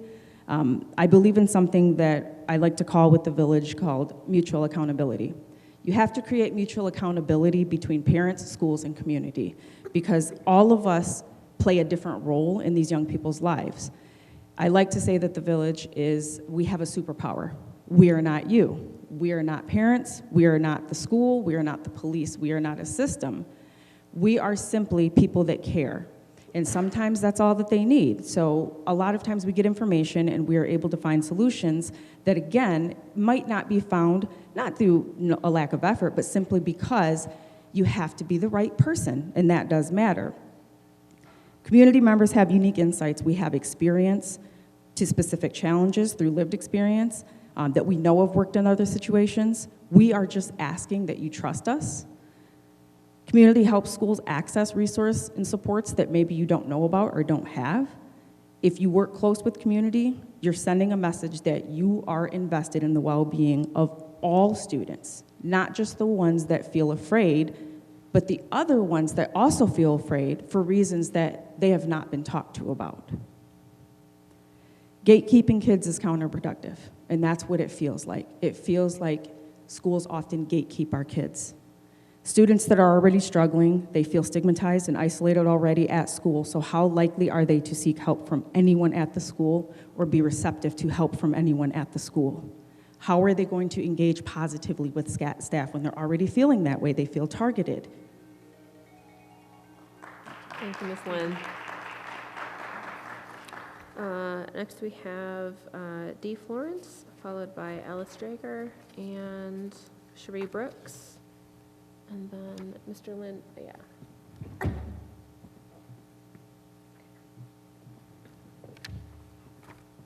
Hello, I am Dee Florence, and I have two grandchildren here at the high school. One is a freshman, the other is a junior. And first, I would like to commend you all for the courage that you guys have had during the past few months, having to face the excruciating criticism while trying to make decisions to guarantee the safety in our schools. But we all know that with great power comes great responsibility. And it is your responsibility to put in place policies, actions, and procedures to keep our students safe at school. I ask on behalf of the East Lansing community to please immediately create an active shooter procedure and provide active shooter training for teachers and students. I know this will take time. However, there are actions you can put in place tomorrow that don't cost a cent. The City of East Lansing has a video on their website entitled, How to Survive an Active Shooter. You could show this video to the high school and middle school students, and it's a 6-minute video. Our kids need to be prepared right now, today, with the actions to take if they encounter an active shooter situation. Not something down the road when an active shooter training is created, because it may be too late then. Also, the Department of Homeland Security has created an active shooter preparedness webinar. This is free online. The webinar has been recorded. It's a video that's about an hour and a half. It's available online anytime, and it doesn't cost 1 penny. This is something that you could provide to administrators and teachers tomorrow so that everyone is on the same page as how to respond to the active shooter until another plan is developed. And I've provided handouts regarding this webinar and also regarding the video that East Lansing has. Yes, we want East Lansing Police Department to provide school-specific training to our students and teachers, but the Homeland Security webinar provides immediate, accurate, updated information that can be put to use now by our teachers and administrators. I attended the February 13th school board meeting along with my granddaughter, who's a freshman. During the meeting, we were notified there's an active shooter. We were informed we have to shelter in place. This was the perfect time for the school board and administrators to shine and show your commitment to safety in the school. Unfortunately, I did not see any leadership. None of you provided any guidance during the lockdown. We were not informed what to do if the shooter happened to gain access to the building. When I asked an administrator, I was told we would be moved to a more secure location. In an active shooter situation, does anyone really think there would have been time to move us to a more secure location? East Lansing High School, according to Google Maps, is 0.9 miles away from the student union where shots had been fired. During the lockdown, as we all experienced, several people had their cell phones on, listening to the police scanner. We all heard many, many, many times that the shooter was on the loose and police had no idea where the person was. The possibility that the shooter could perhaps get into the building without question absolutely existed. At the January 30th board meeting, Superintendent Lyko stated the building has over 60 doors. How many of you have been in a building where you thought a door was closed, latched, and locked, only to discover the latch did not engage and you were able to open the door? With 60+ doors here, there was a real possibility that a door somewhere in the building might not have latched properly and someone, the shooter, could gain entry into the school. Since the lockdown, I've looked for a policy or procedure in the student handbook, the high school student handbook, and the school board policies regarding what to do if an active shooter enters the building. I couldn't find one. If one exists, I apologize, but I could not find one. So please start showing our kids that you are concerned about their safety by your actions. Again, I ask on behalf of the East Lansing community to please immediately create an active shooter policy and procedure for training our teachers and our students. Thank you. Thank you, Ms. Florence. Next, we have Alice Drager, and followed by Cherie Brooks, and then Michael Lynn. Hi, Alice Drager on the issue of transparency again. I want to highlight 3 issues today. One, President Chambers keeps reading this statement or giving this statement about public comment, and she says, "Some are disappointed we do not respond to comment and that there is no back and forth engagement." And she says, quote, "We understand and we are frustrated too that we sometimes can't engage in a conversation." And then the board points to its policy. What the policy actually says is this, quote, "Board members may ask questions of the speakers, but are not required to answer questions or make statements in response to a public comment." So nothing here says you can't have conversations with the speakers who come forward, with this parents group that has taken responsibility, with Mr. Lynn, with Mr. Roberts, with the last speaker. Nothing in your policy says you can't engage them. Your policy again says board members may ask questions of the speakers, but are not required to answer questions or make statements in response to a public comment. You can do it. You don't have to be frustrated that you can't answer. There is nothing frustrating you but your own decision. Secondly, I learned tonight that the Mental Health Advisory Committee of the East Lansing Board of Education met on February 6th. How did I miss that? Under the Open Meetings Act, the Mental Health Advisory Committee of the East Lansing Board of Education needs to have open meetings. It's an advisory committee specifically tasked with advising a Board of Education. So how is it I didn't know when I watch very carefully to see when public meetings are happening? And I certainly would have been very concerned about the Mental Health Advisory Committee meeting because mental health has been a huge issue in the news in this district. So where are the public notices going? Why was this not listed on the website? I'm disappointed that we didn't have a chance to advise the community that this meeting was going on so that they could attend it. Third, I would like to know when and how decisions were made about the process of choosing the appointee to replace Ms. Walton. According to the policy of the board with regard to choosing an appointee, the board may, in its discretion, undertake one or more of the following procedures to fill a vacant role, and then it lists the possibilities of what you can do. You apparently decided what you're doing, but I don't know where you decided that. I don't know how you decided that. Decisions are supposed to be made in open meetings. So how did you decide that today was going to be the day you were going to do the interviews? When did you decide what the deadline was going to be? How did you decide how the interviews were going to occur?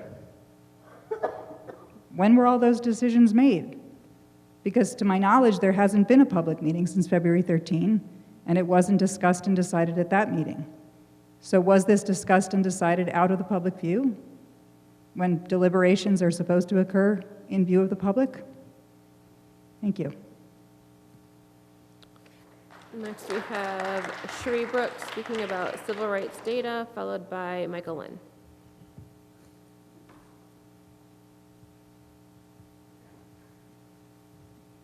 Cherie Brooks again. And this is just me, separate from LPAC. But I just have a question. I know that you guys, just something for you all to think about.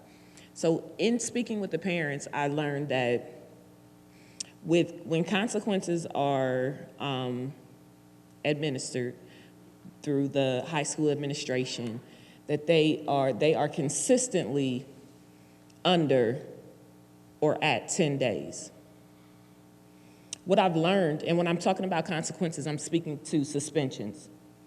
What I've learned is that if you suspend a child for less than 10 days, or at 10 days or less, that data, that information doesn't make it to the school board. So what I heard repeatedly was that these children were suspended for 7, 8, 9 days, and then they are either just let back into school, they just show up, they come back into the building, or there's a meeting that is supposed to occur where they are readmitted into the school. Now, there were several instances where this occurred, and there was no true evaluation or assessment for does the consequence match the incident? It was broad. And when we sit here and ask the school board, when we sit here and ask you guys, what's the policy? How does this work? How do you not know? It's very clear to me that there's some underhanded behavior that's happening with this high school administration in terms of identifying consequences, who they're targeting, how they are administering consequences, in addition to how they also let children back into the building. Because the next piece of that is that when I stand here and I'm looking at you all and I'm questioning accountability, I also can't help but recognize that you all are dealing with some really severe blind spots. And I'm not sure if the community is aware of that, but it's unfortunate to be in that seat and to not have all the information. When it is very clear to me, just within the last 30 days, when speaking with the community, that this is not new. These practices of this high school administration, this has been going on for some seasons, where they're keeping these suspensions right underneath your radar until they offer this option of indefinite suspension or graduation alliance, to which there is no outside support to help the child finish through Graduation Alliance. Yes, Graduation Alliance has a contact, has a mentor. That's very loose. That's very loose, and that I'll talk about that another day. But I want to just leave you all with that, because when I'm asking for that civil rights data, Superintendent, and it speaks to the safety. It speaks to the safety in the building. These are things that I came into this district from Okemos. So I came here for this diverse experience, right? I had a great time at Okemos. Okemos was fine for us. Okemos served us well. We just ended up getting more house here. So that was my decision, in addition to having some additional conversations. But I say that to say, it only took me a couple weeks to talk to people. You guys live here. This is your community. Most of you have been here longer than I have. So it can't be that you don't know. It just can't be that you don't know. So my ask is really give some consideration to the ask for this data. Ms. Erica spoke about, this equity survey. It's gonna be ugly, but we have to start somewhere, and it's okay to get it wrong if you work to get it right. It's okay. Thank you, Ms. Brooks. Next, we have Michael Lynn. Thank you. And I want to just state, you guys allowing more time that's this beautiful thing. I speak at a lot of these things, and we get 3 minutes, and then they shut you down and cut you out and put you out. So that was awesome. I appreciate that, because I do have a lot more that I want you all to know, and that's why I'm talking here. Not necessarily for everybody else out here, but I want you all to know stuff, because I'm looking at all this that's up here, and the only thing I kept thinking that whole time is, how are you guys gaining this information about the affected group? By talking to each other, or bringing in these big organizations of safety this or safety that, and you're not speaking to the affected people. Because I haven't received a phone call. I did actually by the assistant principal. There was a very in-depth, good phone call. But outside of that, there's been no professional setting where you asked me to come in and give you any information on why your hallways are calm now. Because that's not by anything that was up there. Those young men chose not to do that anymore. They did what the lady said. They took responsibility, and they chose not to, and I was witness to it. And so I'll continue with our timeline and give you more information on what took place there. Again, December 13th, I went, after getting a text from the student, went up there and had a conversation with both sides somewhat. December 15th, the suspension meeting ended up happening with one of the young men that I found that was on the other side, that was actually out of the school at the time. And just to ring some bells, there was a Snapchat that went out, and there was a big incident with this. And I met with this young man, and his parents came back for his meeting that Ms. Sherry just talked about, where they suspend you for an amount of time and then bring you in with this conversation about, well, you can possibly get expelled or do this online school and make this thing sound amazing. And it just, to me, it was all these warning signs that were going off that this young man can't get it done in here. He's not going to be able to get it done at home. And then after I went home with the young man, after that day, I recognized, you know, what I know to be true in our harm reduction model and everything we do at the village is these kids, a lot of them have a lot they're dealing with at home. So by the time they get to you at school, if you ain't prepared for that, you're not gonna be able to handle it correctly, and this is the outcome. You just shoot them back out there. So to this day, he still hasn't received any information from his online school. He's not set up for it at home, doesn't even barely have a cell phone, no internet, no real involvement from that level. So that was something I was concerned about, and offered help to the principal when they were about to do this, that the village has tutors and a space that's literally right around the corner from where he lives that he can come to if you include us in the process.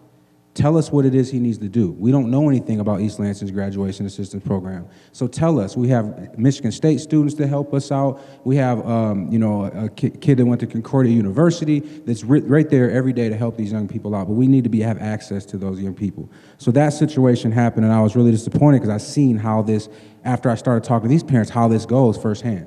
As an outsider, I seen, like, this is how it goes. February 6th, we convened both sides and mediated and allowed both sides to express grievances and ended with a nonviolence agreement. Throughout our work over the last 4 years, I've been involved with young men who have killed and been killed in our work. I've never been able to bring those two groups together in this type of setting. So this means to me that you guys don't have a problem that's there yet. It's helpable right now. These two groups came together, and it was 8 here and 9 here. 9 of them came with no parental guidance. They just came in. One of our mentors went and picked them up and packed a 4-door sedan with 8 kids and brought them to this building so they could have this meeting. They sat through that meeting. We sent the parents away again. Our mentors sat there and spoke with these young men and worked it out. And they had some cussing and some arguing went on. And there was a couple times when it seemed like it might get out of hand, but we were prepared for that, right? And the part about this that I want you all and everybody else to know is what resulted in this, is there was a handshake, love amongst them, communication between all of them. We got a basketball hoop that hangs up there. They started having dunk contests with each other. These are groups that couldn't even be in the same room in East Lansing. So there's the third part of that conflict, that they were stoking this by just letting these kids have this issue and then bringing them back into school, and none of this taking place. Even when the resource was given to you, the resource was given to you, and you didn't accept it. So after that meeting, we met again, I believe February 16th, which is the next Wednesday, and we put them through conflict resolution program that we do at the village, and that was really good, just to get them to understand how you can deal with healthy conflict. It doesn't have to be fighting all the time, and we made a pact. At the first meeting that we had with both groups, they made a pact, and the pact that I asked them to do was that we are no longer going to put our hands on each other in this school, correct? And they all agreed to it, shook hands on it and agreed to it. So when you say that you made a couple tweaks and everything stopped, take my timeline and see where you think that this stuff started to happen at. It's like the Navy SEALs that get the nuclear bomb off of a plane, nobody got left, and then there's nothing that happens, and everybody just thinks, well, we did a great thing here by talking this through. No, somebody had to go and work on that. I know that's my time, and I know that you know what's coming next. I guess I got to sit down with that. Mr. Lynn, actually, the next person has yielded their time to you, so you can keep going. Thank you. You will reset the I appreciate it. That's another amazing thing about you guys are doing some things right. So just so you know that. We work in a harm reduction model and intentionally identifies the impacted groups and then pours resources into them. So when I came out to the school, the only thing I wanted to do was not sit in an auditorium with 300 kids. I needed the kids. What kids are you having actual issue with so that I can talk with them? And that seemed like such a laborious process to get them just in a room together. You know who they are. You've suspended most of them. And we're talking about the ones that are in the school. And one thing the board needs to know, and the superintendent, anybody involved in administration, is when you suspend or expel them from the school, that's still our problem as a community.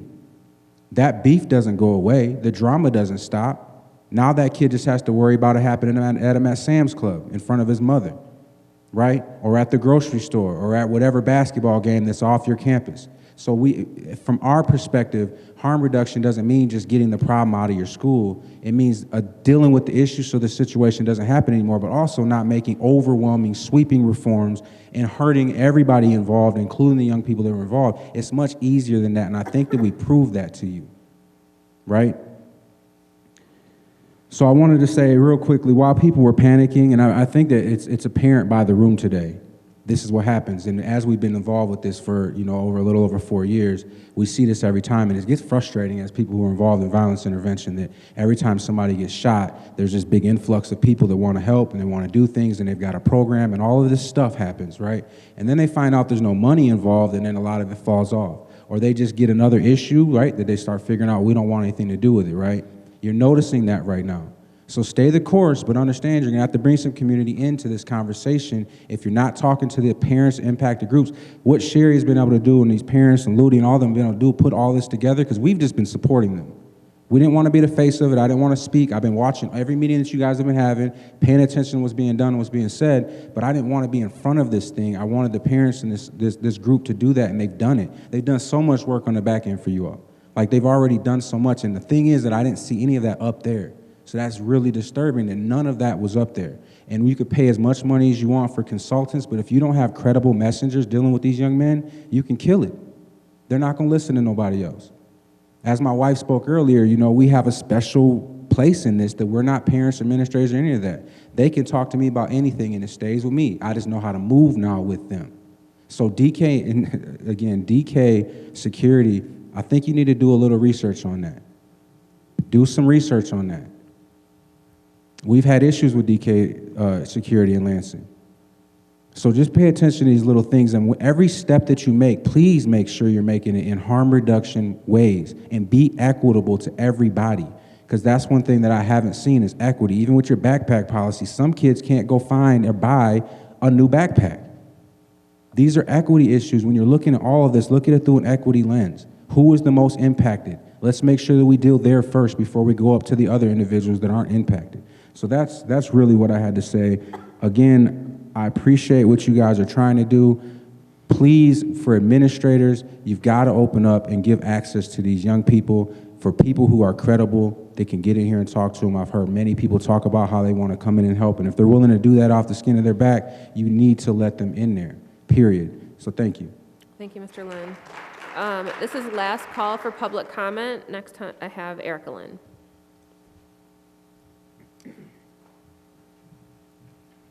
Hello again. I didn't have much left, but it was important. So I had left on talking about gatekeeping our kids and how important it is that none of us do that. When we're going to work in collaboration with each other, it is important that we don't gatekeep.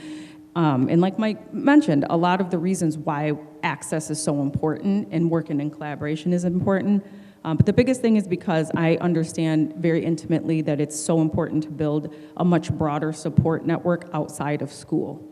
And so often what we see within a lot of systems, and especially in the last few years, is a lot of very vocal and public commitments to equity. And so a lot of people have passed resolutions, cities, governments, counties, schools, organizations, everybody is committed to equity. But what we often find is what the actual commitment to time, resources, and money is to diversity, which is very different. You cannot have diversity without equity. It's actually much more harmful if you do that, if you have one without the other. So with the collaboration that I'm talking about and talking about the equity lens it is hard. It is really hard, it is difficult, it takes a lot more time, it takes a lot more resources because you are centering the most marginalized, and a lot of folks don't want to hear that. A lot of folks don't want to kind of be faced with that because there's this whataboutism in our society. And I am a firm believer that if you always take care of the most marginalized in your community, in your society, that we will all be okay. And if you firmly believe that, I promise you, you will see the fruits of your labor. I've done it, I've seen it. So I challenge yourselves, while you're putting together a lot of these solutions and kind of looking through them, and I know they're proposed, nothing is set in stone, to just really dig deep. Ask yourselves who your solutions are helping, who your solutions are not helping, and most importantly, who are they harming? Practice both and thinking. We can create a community of accountability and one of care and support. That both can be true. Most important, and what I really wanted to say is, this is extremely important, and I really want you all to believe this. Communities take care of each other best. We know what we need. Trust us. So I just ask, trust us, trust the investment that we have in our youth, and our families, and our communities. With the village, our motto is obvious. It takes a village, right? And we all know the origins. The origins is to raise a child. But for us, we firmly believe that it takes a village to create safe, happy, and thriving communities. So that is what I really wanted to leave you all with, because I understand that this work is not easy. There is no blame. I think that anybody that gets into any level of community involvement, whether it's education, it's advocacy, it's activism, whatever the case may be, it is hard, and I commend those that put their time, effort into it. So if you've made it this far, why not spend the rest of your free time just diving right into it and doing the hard work, right? We're all tired anyway. Thank you. Okay, and with that, we will close public comment. Next on the agenda is board vacancy interviews. Because this is going to take a little bit of time, I'm going to move us into a brief recess. So we will take a 5-minute recess and come back to conduct the vacancy interviews. Thank you. Varsity just won by 1 point in overtime, right? In overtime? Literally at the buzzer. At the buzzer. Oh, so obviously some people use the break more advantageously than others of us. Regret. Okay, we are officially back in session. Thank you for that. And next on the agenda are board vacancy interviews. So we will be interviewing all of the candidates who applied for the vacancy. We received 9 applications, and we were going to interview all 9, but will not, because I got a phone call from Tracy Edmonds Sr. earlier today letting me know that he would like to be removed from consideration due to a conflict with another commitment this evening. Thus, we will move forward with with interviewing the remaining 8 candidates tonight. I think it's important to thank all of the candidates who applied. It speaks well of each of you that you're willing to step into this important role at this time. Whatever happens as a result of this process, thank you for your willingness to serve, and I hope all of you will consider running for office at the next opportunity. Okay, so a few points about the process tonight. As was indicated in the email you received on Friday, each of you will have about 10 minutes of total time with the board tonight. We have a lot of candidates, and I want to be fair to everyone, so everyone will have the same amount of time. I've asked Secretary Ferris Highland to help me keep track of the time, and so the 10 minutes will include both time to answer the 4 questions you received from us, as well as any additional clarifying questions that board members might have. So for my colleagues on the boards, please also keep in mind that you may ask questions, but we'll be keeping within the 10 minutes of total time allotted for each candidate. So please be brief, and remember that you don't have to ask questions, but brief clarifying questions might be best. I also want to address the order of candidates. The order you see here is the order I received from Ms. Holcord, which they look like they might be in alphabetical order from my brief glance. I didn't accommodate any requests regarding the order of interviews out of fairness to all candidates. Okay, last issue is the process from here. So there are a number of outcomes after the interviews tonight conclude. According to state law, we have 30 calendar days to fill this vacancy, which began on February 13th, which was the date we received the resignation officially from Trustee Walton. So that means the vacancy has to be filled by March 15th. We do have another regular meeting on March 13th. We can also always call a special meeting with appropriate notice if that becomes necessary. Once the interviews are concluded tonight, a few things can happen. Any board member can call a motion for a vote for a candidate to fill the vacancy, and we would consider that vote. There could be multiple votes for multiple candidates if no candidate receives 4 votes. A board member may also vote no tonight because they are not ready and need additional time to consider what has been said tonight or request additional information. If I can be personally transparent for a moment, I came to the board through an appointment and went through a number of no votes. It's not comfortable, and I'll be honest that I'm a little anxious because I don't know how the process will unfold tonight. But this is what happens when we are bound to a public process that has to be transparent. Democracy is messy, and the community is entitled to witness this process, even though it might be uncomfortable. So all I ask of my board colleagues and of our candidates is that we practice patience, that we are respectful, and this is for my board colleagues, that we are true to our sworn duty as elected officials in our actions tonight in serving what we individually believe is in the best interest of our East Lansing community in general and in our school board in particular.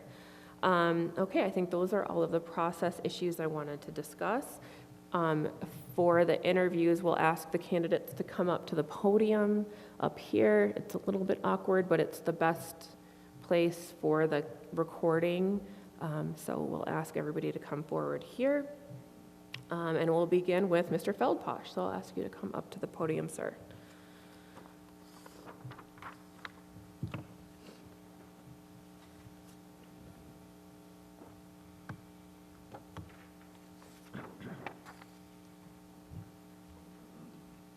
Trying to get my timer ready here.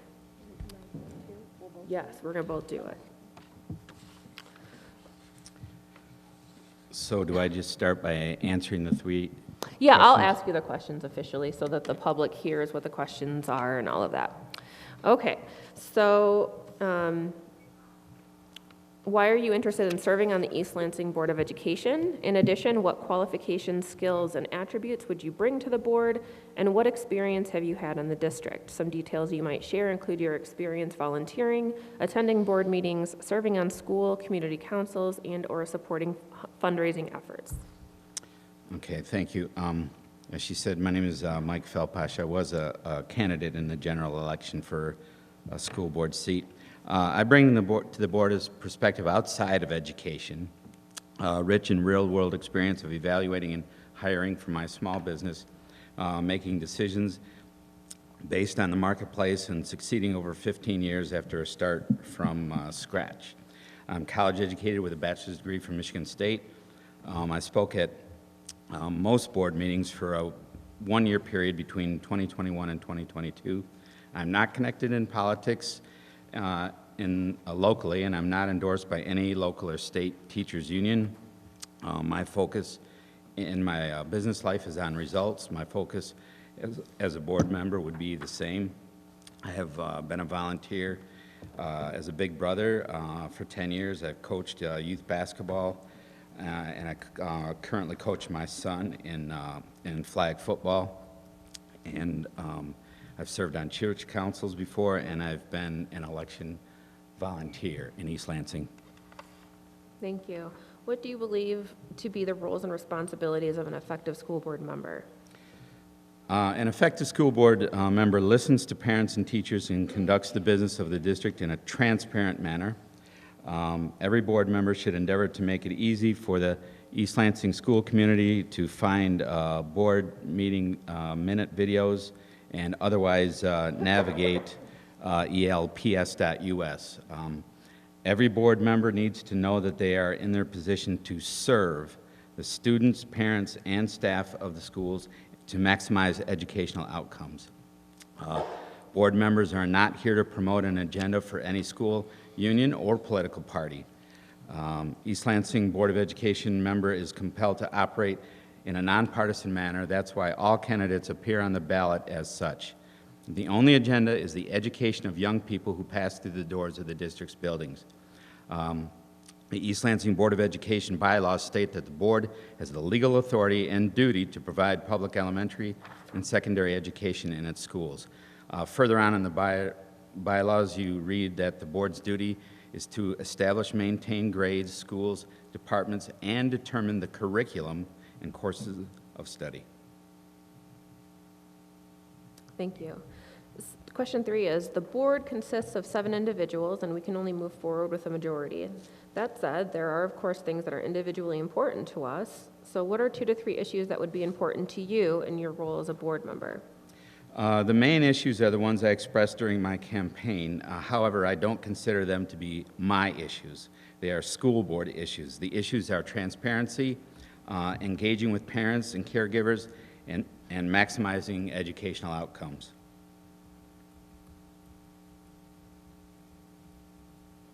Oh, okay, sorry. I was taking notes. So the next question is not so much a question as a confirmation. Although nothing about the recent few months has been typical, the average month for a school board member includes 2 to 3 board meetings, 1 to 3 other school meetings, and possibly other community-related activities. In addition, there is email correspondence, background reading required for board and committee meetings, and district updates. Are you able to commit to the time required to fulfill these responsibilities? Yes, if selected for this position, I would happily dedicate the time required to be an effective servant of the East Lansing school community. Thank you so much. Are there questions from board members for Mr. Feldposh?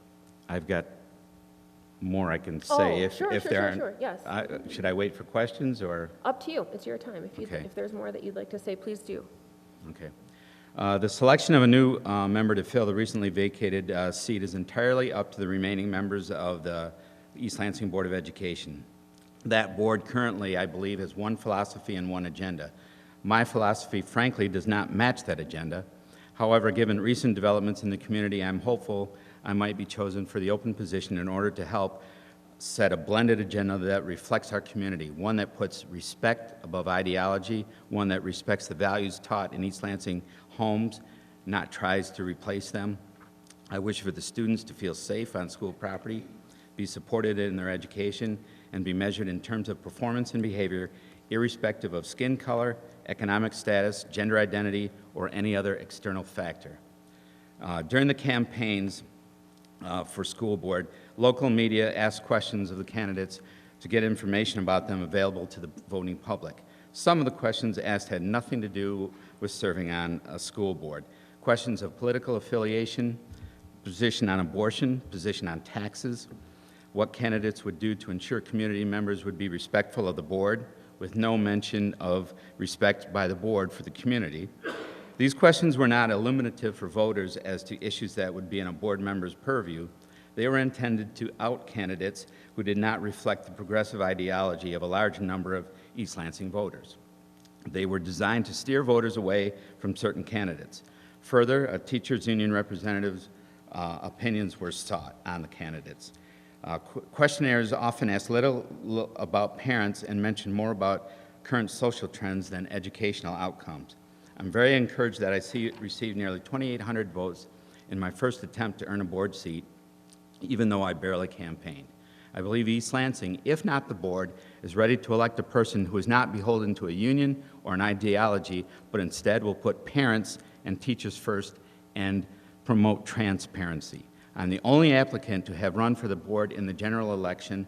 That means I'm the only person here tonight to have received votes for a seat on the board.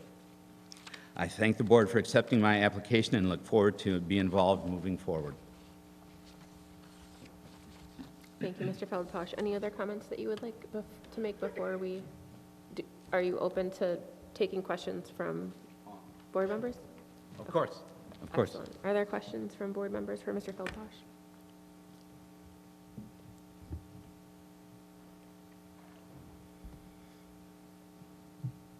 Okay. Well, then we will move on to the next candidate. Thank you so much, Mr. Feldposh, for your thoughtful responses.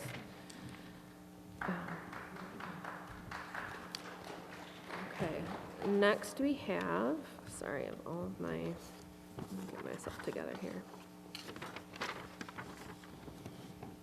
Okay, Gary Holbrook, if you would come to the podium, sir.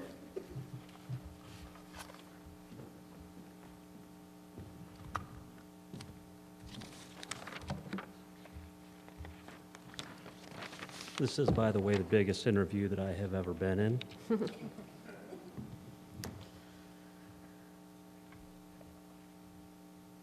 Okay, I will do the same thing I did for Mr. Feldposh and ask you the questions so the community can hear them.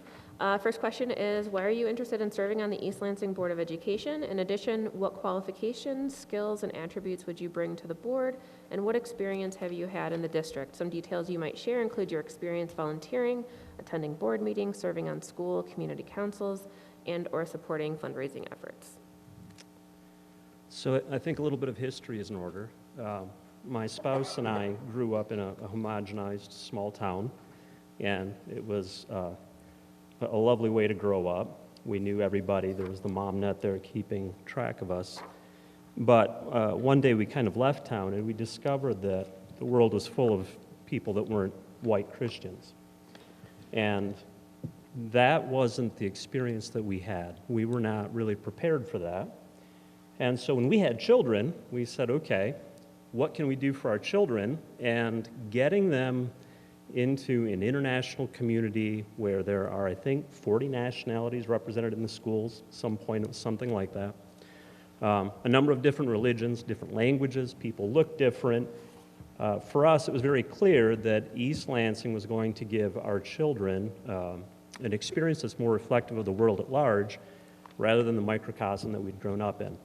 So we actively decided to come to East Lansing for that purpose, and now that we're here, the opportunity to be on the board is an opportunity to have a voice in how their education unfolds. So voice would be the first reason. Fairness actually is the second reason. So over the last few weeks, I've been very vocal with the board, and I've tried to be polite about it, but firm.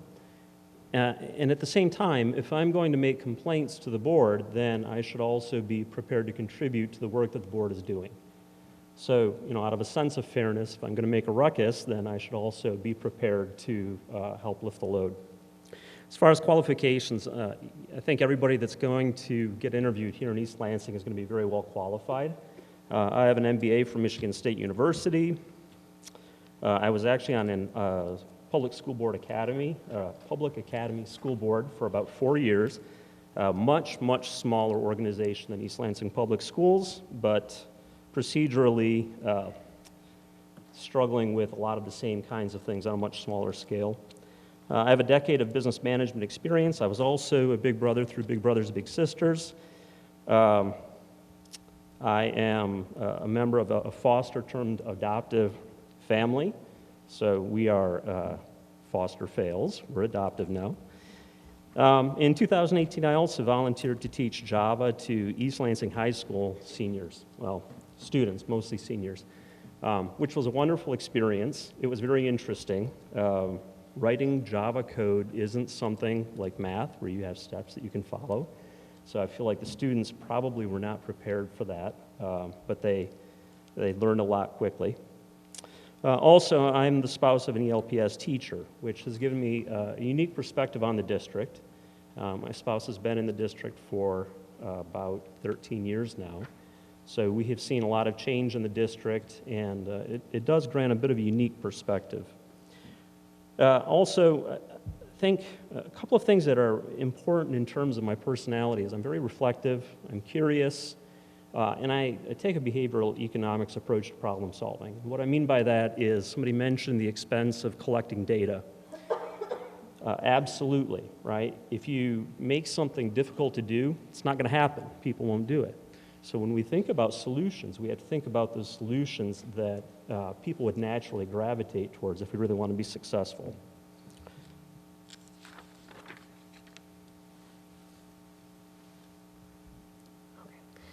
What do you believe to be the roles and responsibilities of an effective school board member?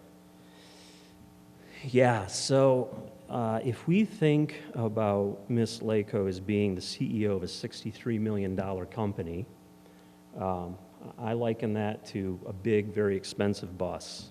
And the board is a bit like the tour company directors. You don't jump in and yank the steering wheel out of the driver's hand. That's Ms. Lako's responsibility for the day-to-day operations of the school. The board's responsibility is to set the policies, to create the lanes by which the bus is going to operate.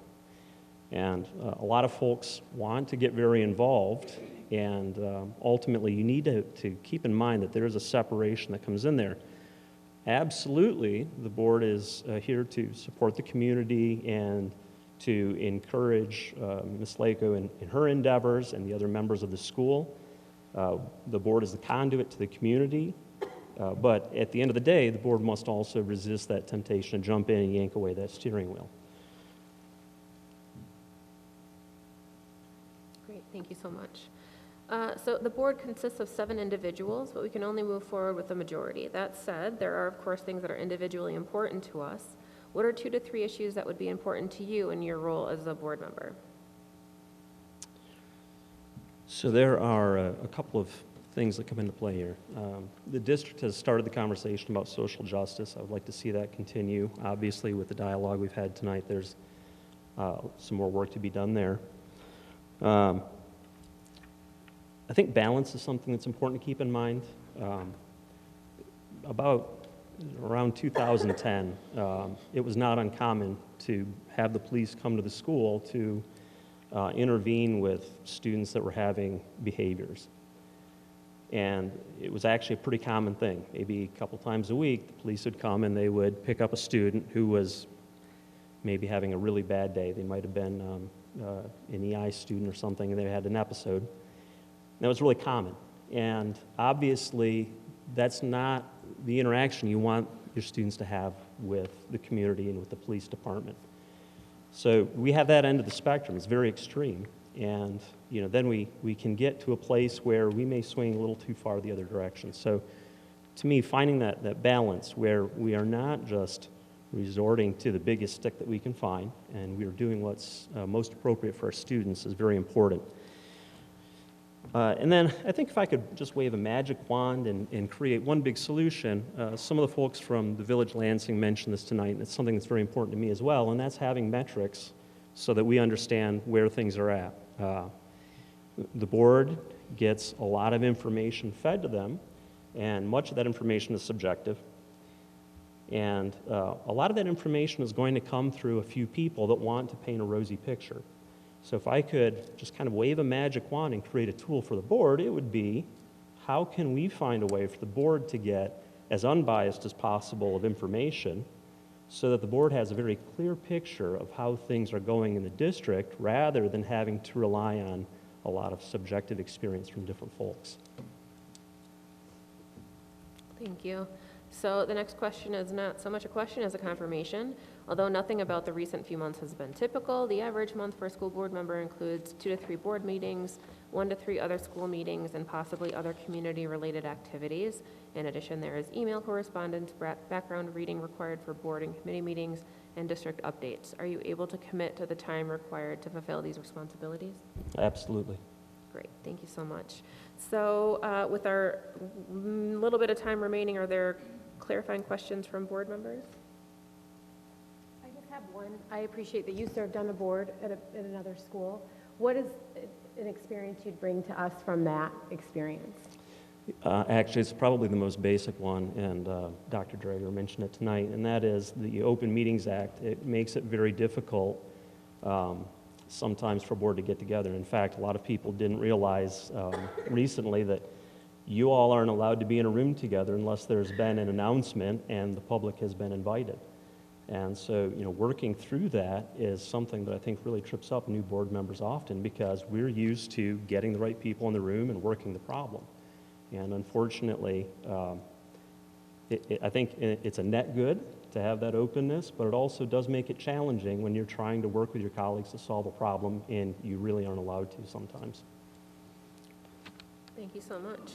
Your time has essentially expired. Thank you so much, Mr. Holbrook. Thank you.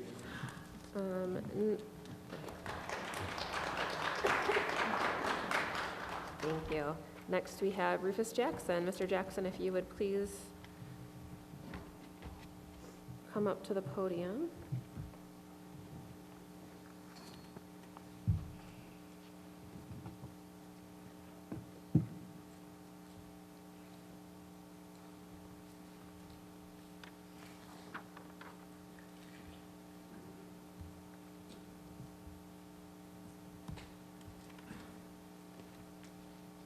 It's a little bit of a trek.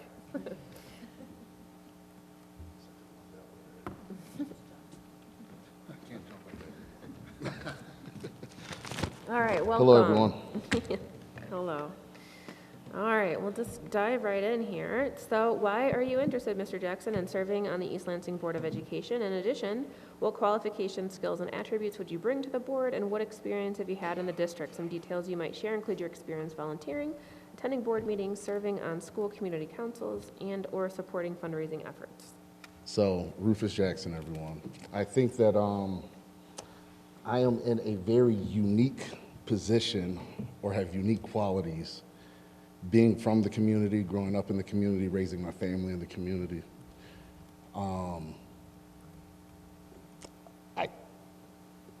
Honestly, I just think I can help you guys. I think you need a perspective that's different. I think you need someone that's willing to be collaborative, not fight just to fight. Someone that knows how to be a teammate. I want positive change for kids. I love giving back to the community. I've been a coach for over, 14 years. And through coaching, it's allowed me to get to know families, so kids. And if I'm honest, every time I've stepped up here in this situation, it's because my phone rings off the hook. Someone's calling me to step up into this position. So just through my work role, being from here, and kind of looking like these other kids that get forgotten sometimes, I want to be able to give them a shot. Thank you. What do you believe to be the roles and responsibilities of an effective school board member? An effective board member is, kind of like I said before, an active participant in the community. Not just their neighborhood, not just looking out for their elementary school. One that has inroads throughout the city, not with just kids, but like I said previously, with families. I also think an effective school board works together. They listen to each other. I think those are the things that I can help bring. Thank you. So the board consists of 7 individuals, and we can only move forward with a majority. That said, there are, of course, things that are individually important to us.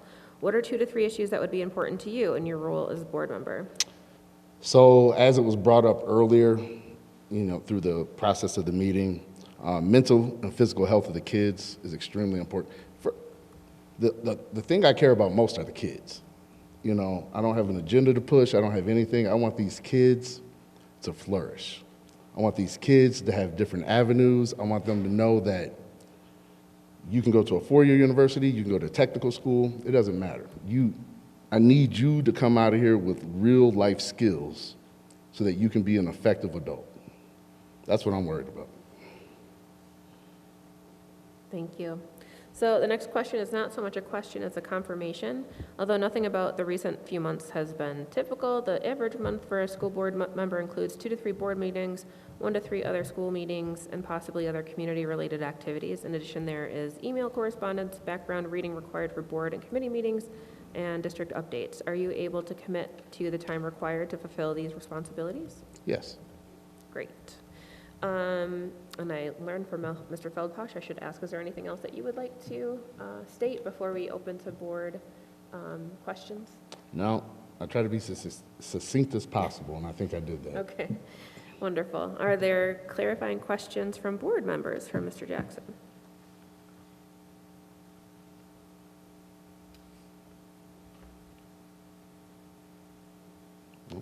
Okay, thank you so much, sir. All right, thank you.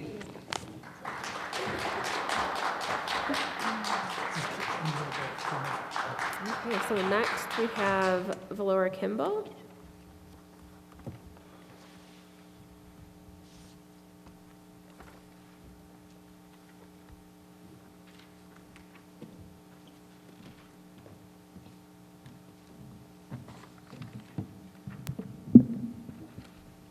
And am I saying, is it Valora? Mm-hmm. Okay.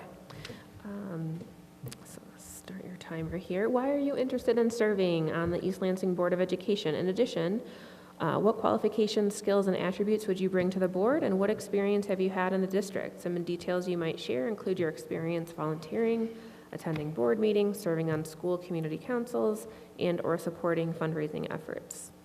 Okay, thank you. So my name is Valora Kimball. I have lived in the greater Lansing area for nearly 20 years. I moved from Lansing proper to East Lansing several years ago for the specific reason of enrolling my now first grader in the public school district. I have a strong passion for making sure our children receive the best education and the best educational experience possible during these critical upbringing years. As the single mom of a beautiful baby girl, a beautiful brown baby girl, I have a personal interest in preserving and improving the quality of our school system for my daughter and every other student in the district. I feel it's important to ensure that all groups have an equitable voice in making educational and administrative decisions. I want to focus on creating stronger ties between the school board and other stakeholders. I believe our school district can continue to be a leader in top-level education through the development of our school's current attributes, as well as enhancing the equitable quality and diversity of our educators, and I want to be a part of making that happen. Thank you so much. So what do you believe to be the roles and responsibilities of an effective school board member? Okay, yeah. Let me back up one more time real quick. So my qualifications. Oh, I'm sorry. That's okay. Yeah, please. I have almost 20 years of experience as a cardiology physician assistant at the Level 1 Trauma Center in town. We won't drop any names. A big part of my job is making sure that our healthcare system achieves high-quality metrics and putting in place system process improvements to achieve and maintain a high-quality standard of care. I have several years as an office manager, executive secretary, and substitute teacher at a K-12 school. I have many years of mentoring students and educating students in my field of work, and I'm in the process of taking over as the lead teacher in the 3-year-old Sunday school class at church, so thoughts and prayers are appreciated. Since joining the district, I've volunteered at both book fairs that we've had so far. I've done the Gator Days and Field Days and the Fun Run. I've attended most board meetings virtually, as we've all been locked in with COVID. And we just did the book fair boogie, and so I donated concessions and ran the concession stand. And I haven't heard how much money we made, but I hope it was a lot.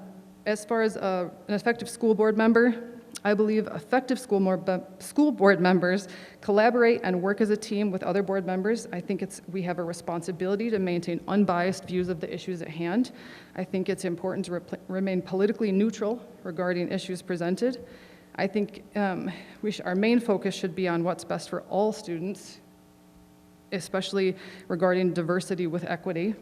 I think we need to achieve and maintain a high level of communication and collaboration with the district stakeholders in setting and achieving the district's goals, and be willing and able to listen to all constituents, communicate a strong vision for the district, and work with other board members and the administration to build consensus.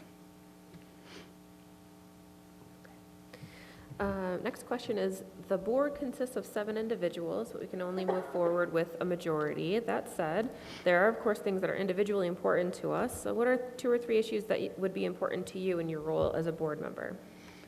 I think first would be school safety, ensuring that all kids feel safe participating in school and school-related activities. And the other would be process improvement, ensuring that the systems are in place to ensure that every student's success is assured, and that success is a testament to the excellence of our school system. Thank you so much. So the next question is not so much a question as a confirmation. Although nothing about the recent few months has been typical, the average month for a school board member includes 2 to 3 board meetings, 1 to 3 other school meetings, and possibly other community-related activities. In addition, there is email correspondence, background reading required for board and committee meetings, and district updates. Are you able to commit to the time required to fulfill these responsibilities? Yes. Wonderful.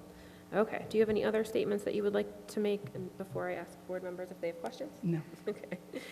Then I'll open the floor for the remaining time if there are any questions from board members. Mm-hmm.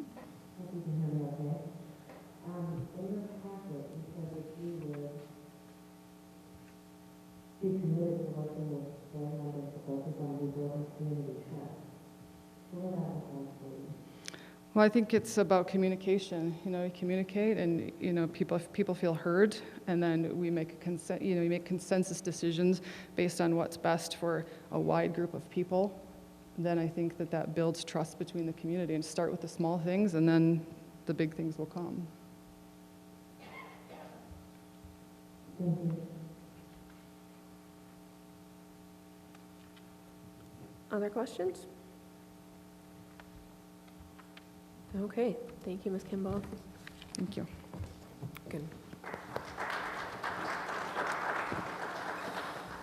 Okay, next we have Chris Martin.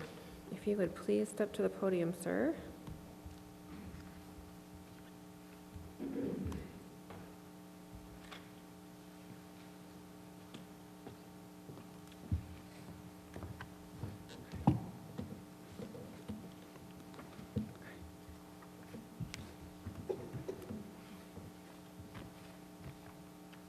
Okay, welcome. Why are you interested in serving on the East Lansing Board of Education? In addition, what qualifications, skills, and attributes would you bring to the board, and what experience have you had in the district? Some details you might share include your experience volunteering, attending board meetings, serving on school community councils, and/or supporting fundraising efforts. I'm going to adjust this microphone because I'm a little short and it's kind of in my face. Please. Good evening, everybody. I am interested in serving on the school board because I've experienced the positive impact that you can make by serving as a member of this board. We do great things for children in this community. We do great things for family in this community. And we've done great things for the community at large. I came to the service on the board through the 2017 bond campaign. I was a volunteer on the bond campaign. And what was neat for me is that I was elected to the board in 2018. So I did the volunteer work with a team of other people talking about these priorities for the bond campaign.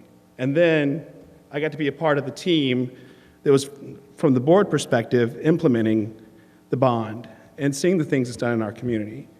And certainly everything didn't go perfectly. But when we look back in hindsight, now that the bond projects are almost entirely completed, we've added great new elementary schools, great new spaces. We did it under budget, and we had bandwidth to do other things in our community that are enhancing the experience for our students every day. Some other things that I think qualify me to be on the board. I'm a former teacher, so I have the perspective of the people in our buildings who we trust to educate our children and our students. I know what it's like to go through a 180-day calendar in the same classroom with the same kids every day. And I have the utmost respect for the people who commit their lives to that. I am an attorney, and I think of myself as a problem solver. I began my career as a public defender. I spent 7 years as a prosecutor in the county, and now I serve as an administrative law judge. So my job really is to look at big problems from a 30,000-foot perspective and try to sort out the competing issues to solve a problem. I'm also an extrovert. I love being out in the community. I love visiting with people. I love getting to know what motivates people and what concerns people have and what things people want to celebrate about our schools. And one of my strengths is to internalize that and look for solutions and work together to find those solutions. What do you believe to be the roles and responsibilities of an effective school board member? Well, start off by saying that we're a district of resources. We have a ton of resources, and we have a remarkable team. And as Mr. Holbrook said, Superintendent Lako is the CEO of our organization. I think first and foremost, the board's responsibility is to support the work she's doing, make sure she has the resources and the feedback to effectuate the needs of our community and the things that the students in our schools need. In my experience, if we give Superintendent Lako the tools she needs, she exceeds expectations every time. She does great work. I feel like I'm in a particularly privileged situation because I already have a relationship with Superintendent Lako and a lot of her team, and so I understand the day-to-day that they go through, and I have experience working with them to solve complicated problems. Another thing that I think is different about serving in this district than other districts, perhaps even in the area, is that we have a particularly engaged community. We have a community of resources and a community of experts. And with that, there's a lot of good, but it also requires some very thoughtful and deliberate interaction. We have to be available as board members, we have to be responsive as board members, and we have to be accountable as board members. And I think that if we're at our best, we internalize the needs of our community, we communicate with the people who want to help, and we work together to find solutions. That's one thing that so many folks that have been up here on stage have talked about, is the need to harness some of that energy from the community, and I agree. And I think that's, in this community in particular, a really important responsibility of our board. Thank you, Mr. Martin. Next question. The board consists of 7 individuals, and we can only move forward with a majority. That said, there are, of course, things that are individually important to us. What are 2 or 3 issues that would be important to you in your role as a board member? So this question was hard for me because I think of the board as thinking big picture, and I think of issues as something smaller. So I kind of edited the question. And rather than talk about single issues, I think it's important to think about guiding principles. And these are the guiding principles that I think are important for me if I were to serve on the board, and I think that are universally applicable to board members. The first is explicitly meeting the needs of our students and teachers. I say that first because I think it's the most important thing. Each and every student, each and every teacher. Now,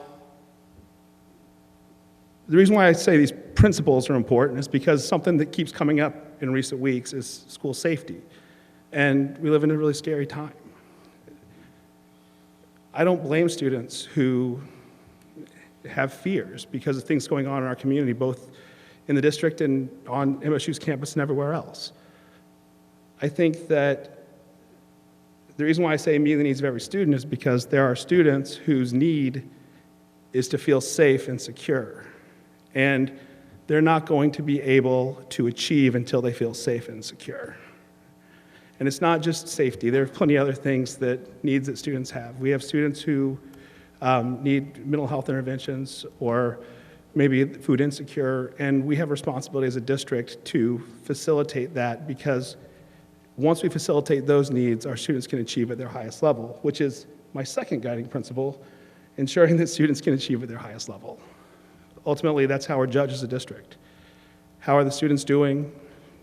I agreed with something Mr. Jackson said when he said that not everybody's going to go to four-year university or, go down a certain career path, but we need to make sure that all the paths are open and that we're not responsible for standing in somebody's way.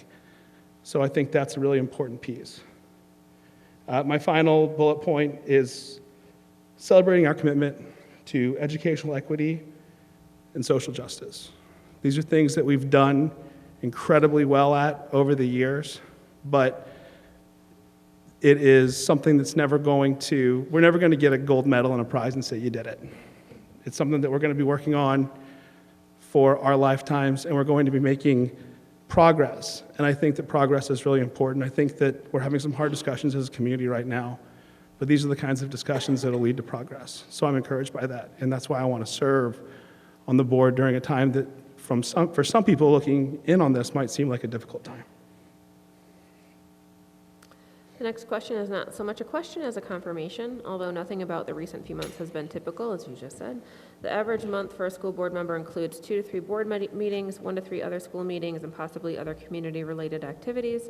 In addition, there is email correspondence, background reading required for board and committee meetings, and district updates. Are you able to commit to the time required to fulfill these responsibilities?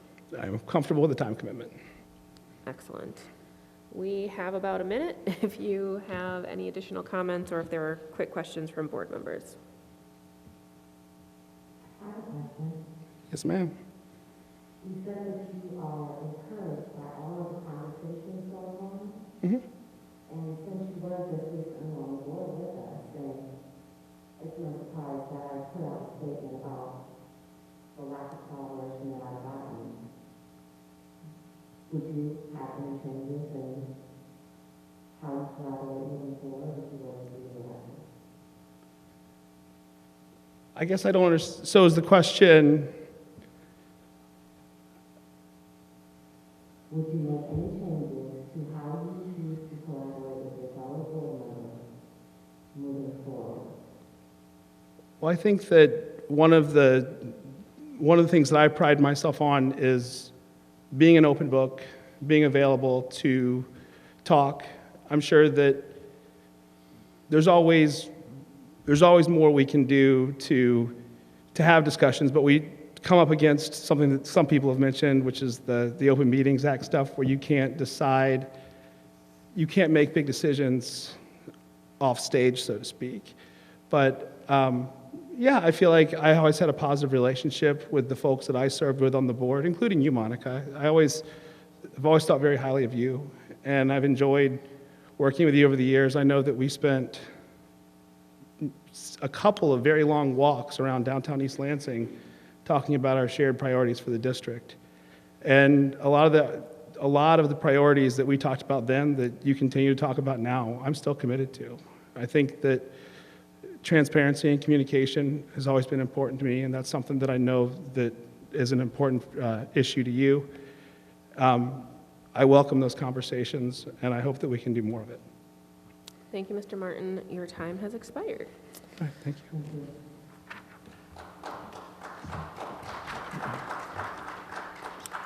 Next, we have David McConnell. If you would please, yeah, he's already on his way.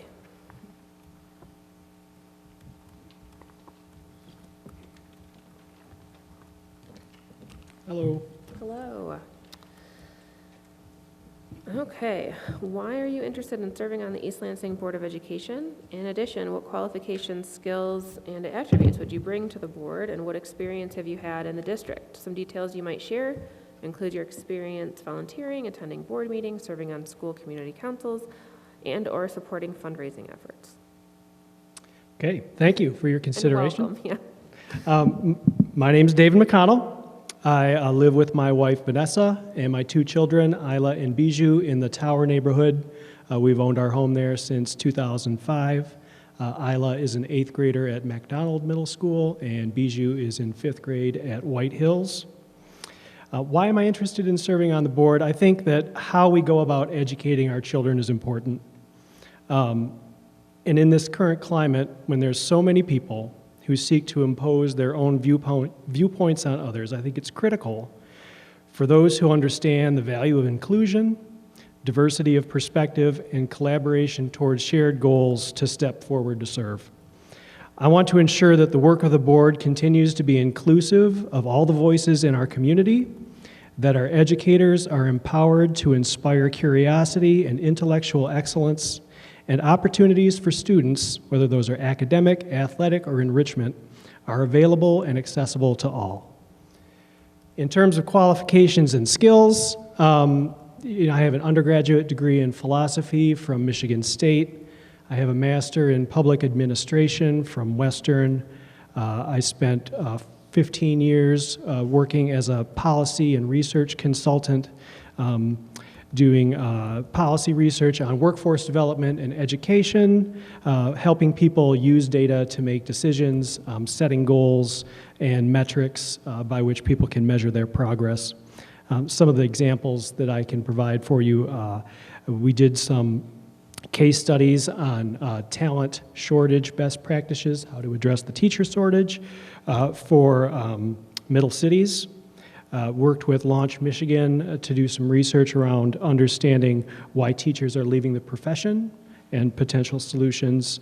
Also some early childhood education research for Davenport Institute out of Virginia, and some other out-of-school time youth stuff here around the local area with the Capital Area Mentoring Partnership. Currently, I am the program coordinator for the Cultural Advocacy Network of Michigan. We serve as the collective voice for arts and culture organizations to ensure that they get the public resources they need to serve their customers the way that they would like to. Experience in the district, unfortunately, I'm a little thin here. My wife has done almost all of the volunteering and all of the working in the district, and I'm sure that's a pretty typical story. I have been able to attend all of the after-school activities and recitals, and been able to help out with fundraising. Thank you so much. What do you believe to be the roles and responsibilities of an effective school board member? I think the roles and responsibilities of an effective board member is supporting the administration in setting, making progress toward, and evaluating the goals that align with the strategic plan. I think that the board is responsible, or has the role of being responsible stewards of the district's resources, and then also ensuring educators are supported and empowered to educate in the manner in which they've been trained. Sorry, just trying to grab notes here. There's a lot going on. It's hard. Yeah. Not so easy being up here sometimes. Okay, question 3. The board consists of 7 individuals. We can only move forward with a majority. That said, there are, of course, things that are individually important to us. What are 2 to 3 things that would be important to you in your role as a board member? I think that it's important to me to make sure that all students are feeling safe when they come to school, and along with the rest of the community, they feel seen and heard by the board.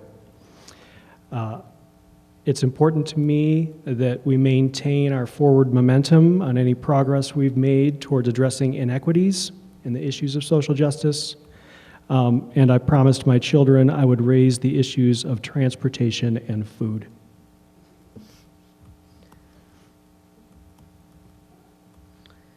Yeah, I think my kiddo would likely say similar things.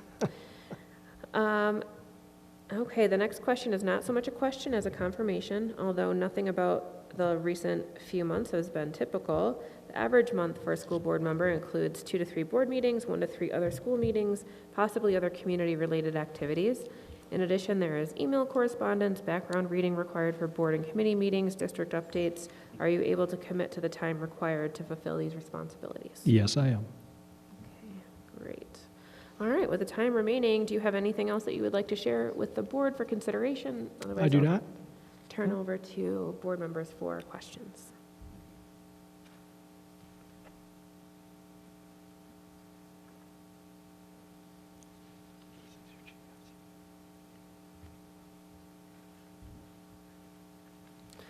I do have actually a clarifying question. In your statement, you mentioned, and I wasn't sure if the cultural advocacy network that you mentioned in your statement just now is the same, but you mentioned a statewide arts and cultural advocacy organization. Is that the same thing that you just mentioned in your comments just now, or if you would just say a few more things about what that is? Yes, indeed. The Cultural Advocacy Network of Michigan is the statewide arts and cultural advocacy organization. So we're a membership organization that's the Michigan Museums Association, the Historical Society of Michigan, the Conference on Archaeology, the Michigan Youth Music, I always mess up their name, Michigan Youth Music Vocal Music Association. Too many musics in there.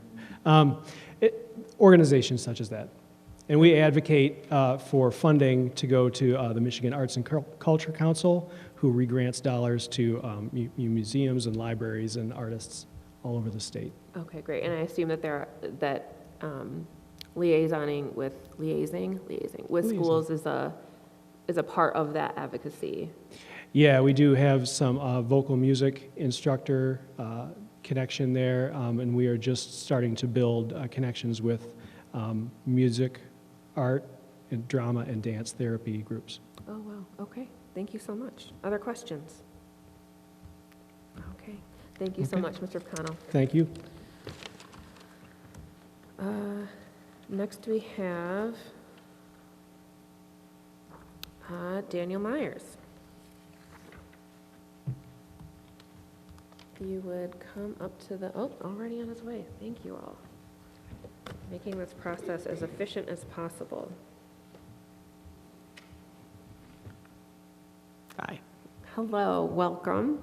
First question, why are you interested in serving on the East Lansing Board of Education? In addition to what qualifications, skills, and attributes would you bring to the board? And what experience have you had in the district? Some details you might share include your experience volunteering, attending board meetings, serving on school community councils, and/or supporting fundraising efforts.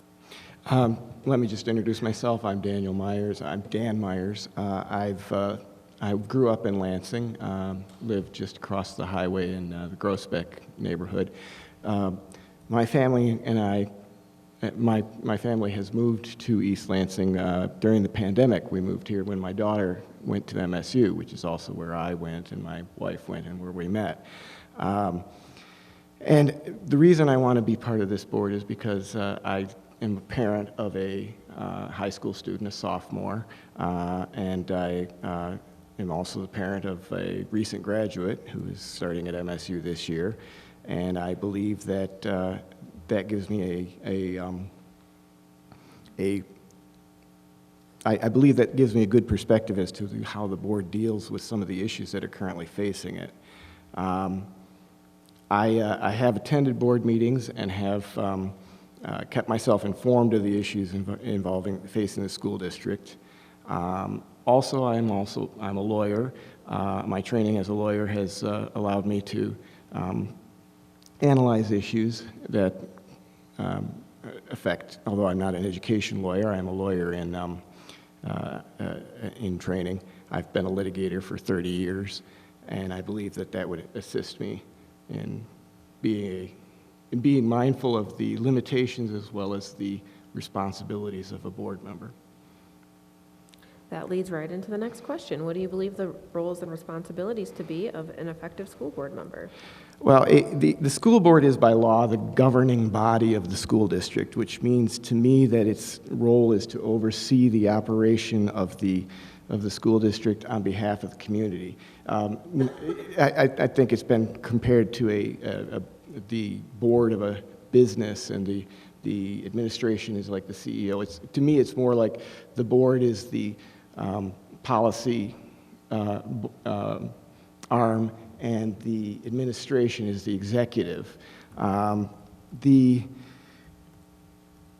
board's job, to me, is to ensure to the community that they offer a high-quality education, equal opportunity to all students in a safe environment, while being careful stewards of our resources, financial and otherwise, while also being mindful of their obligations and responsibilities of confidentiality. Sorry, I put these notes here, I can't read them. Open meetings and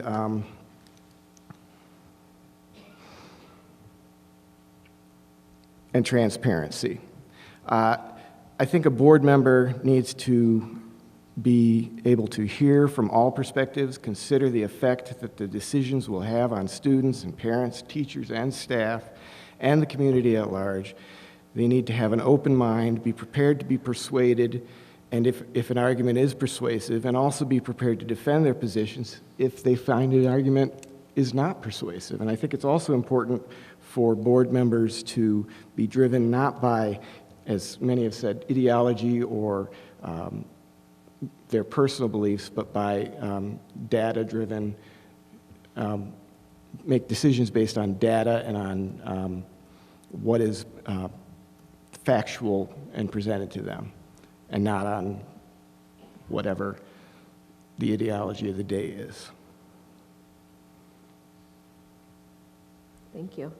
The board consists of 7 individuals. We can only move forward with a majority. That said, there are, of course, things that are individually important to us. What are 2 to 3 issues that would be important to you in your role as a board member? Well, there are 2 things that I feel are very important. One is I believe that it would be helpful for the school district to review and revise its policies and update them to make sure they're compliant and clear, so that teachers, students, parents can read these policies, read these codes and say, okay, this is what's expected, here's what's out there, and understand them too. A lot of it, and I've read them, a lot of these policies and procedures are written in legalese. I think it's important to work to make them more understandable and clearer to average people while keeping them compliant with Michigan state law. The other thing is I would like to see an improvement in communication. I heard in the presentation today that there are some things that are being done towards that. I think that not just for emergency or safety issues, but just general communication with parents and teachers and students, making sure that simple things such as ensuring web pages are kept up to date, that calendars are up to date, and that information is easily found. And I would like, and not overly rely on things like Facebook pages or volunteer dissemination of information. Some people are just too old or too hip or too worried about their privacy to be using Facebook, so just using a Facebook page to update people doesn't work. In fact, I don't even know if that is how things are done because I'm not on Facebook. The next question is not so much a question as a confirmation. Although nothing about the recent few months has been typical, the average month for a school board member includes 2 to 3 board meetings, 1 to 3 other school meetings, possibly other community-related activities. In addition, there is email correspondence, background reading required for board and committee meetings, and district updates. Are you able to commit to the time required to fulfill these responsibilities? The short answer is yes. The longer answer is, as a professional, I am able to adjust my time as needed for what I need to do. So, yeah, sounds fair. Is there, with the time that you have remaining, is there anything else that you would be interested in sharing with the board? Otherwise, I'll turn it over to questions from board members. I don't have any additional statement to make. Great. Then I'll turn to my colleagues. Any questions for Mr. Myers?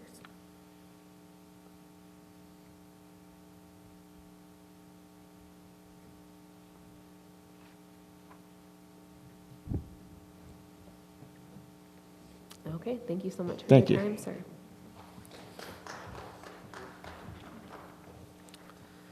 Okay, and then I believe we have reached our final candidate for this evening, Deandra Reed.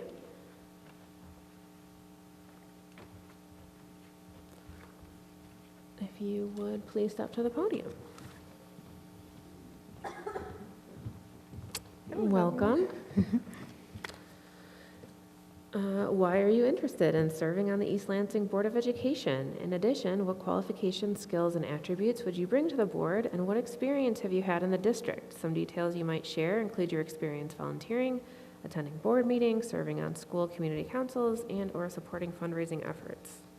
Well, one of my things is that I have worked with, like, mentoring youth for, say, about 19 years through my nonprofit, Emma. So I really do enjoy working with youth, making sure that things are okay for them, because they really need that. I've been in the community for over 30 years. All of my children went to East Lansing. They are 28, 29, and 31. And then we also took on a little cousin, so she goes to the middle school. So she's 13 years old, and she lives with us. I have basically, my passion, like I said, is youth. I spent countless hours in this building. I felt like I should have been on payroll almost, but I've been here for countless hours, and not only supporting my own children, but I definitely supported others. I still actually have relationships with some of the people I mentored. They're attorneys now, and their mothers and their wives, and we still talk and communicate and kind of mentor through life. I'm forgetting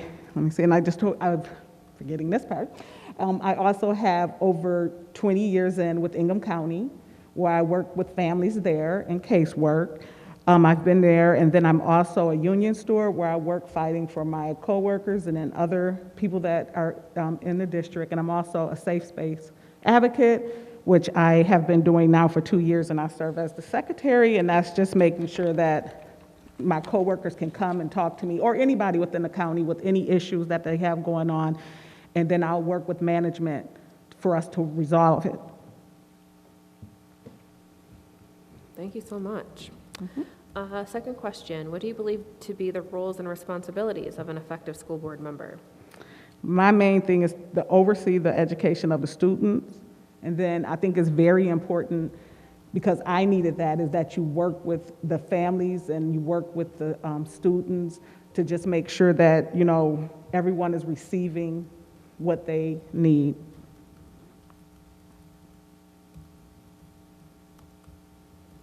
My timer went off, but that was not for you. I think I just didn't do it from the last time, so my apologies. You can please proceed. And also is, you know, of course, you work as a team with your fellow board members to try to just do what's best for the students, for your district, in that we're responsible for the education of our students.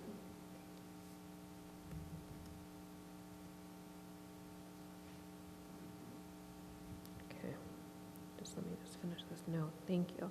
And apologies again for that interruption. That's okay. The board consists of 7 individuals. We can only move forward with a majority. That said, there are, of course, things that are individually important to us. What are 2 to 3 issues that would be important to you in your role as a board member?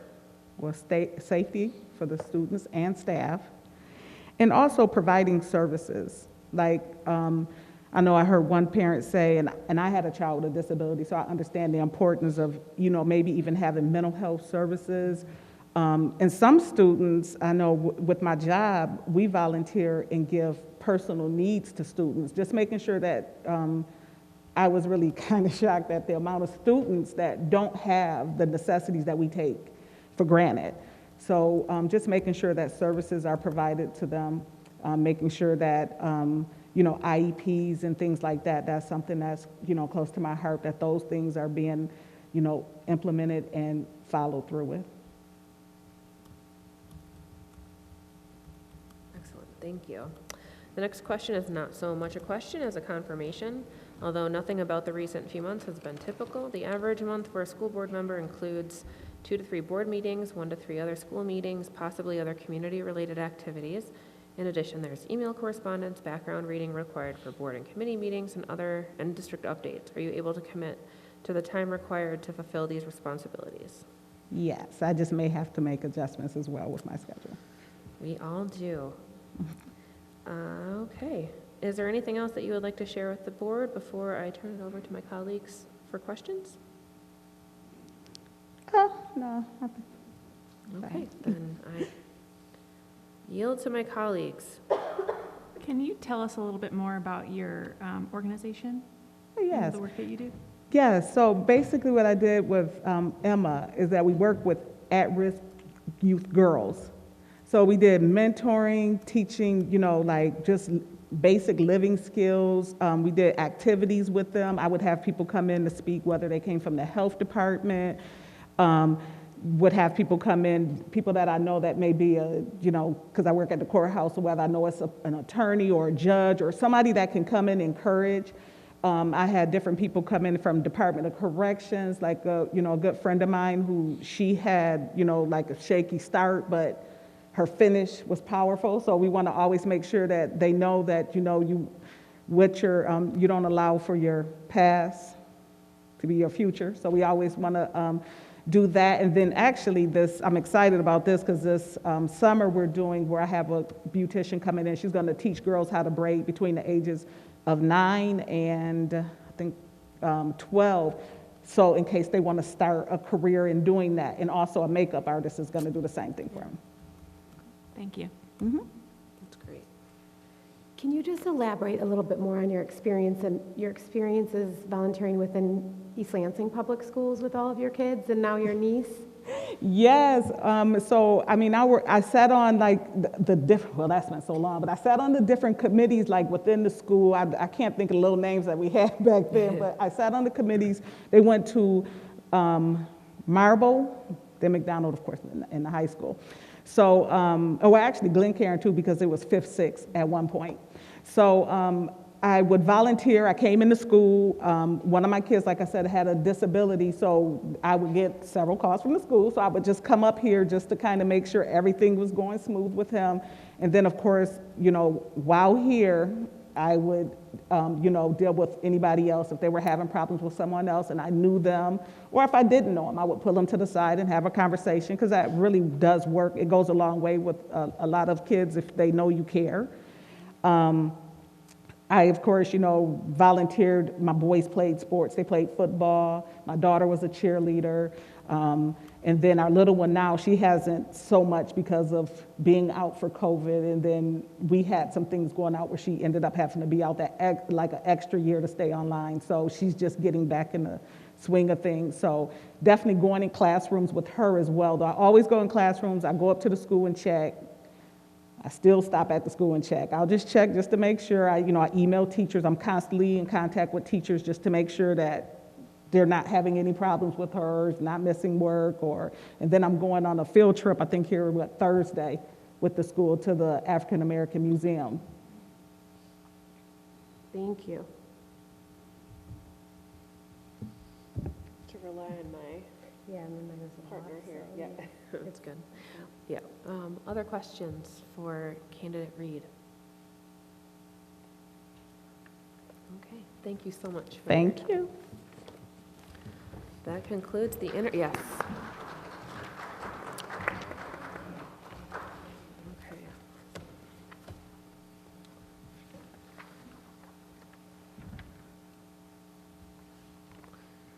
So we have reached the end of the interviews for this evening. I want to thank the candidates again for your time and for your thoughtful responses to the questions, and also to our community members for hanging in there with us for what is an important meeting, but what has become a lengthy meeting. At this time, I would turn it over to my board colleagues for next steps. Specifically, is there any readiness in presenting a motion to fill the vacancy? If so, I would entertain such a motion now. I would like to. I move the board appoint Chris Martin to the board for the duration of the term vacated by Debbie Walton. Is there a second for that motion? I'll second. Okay.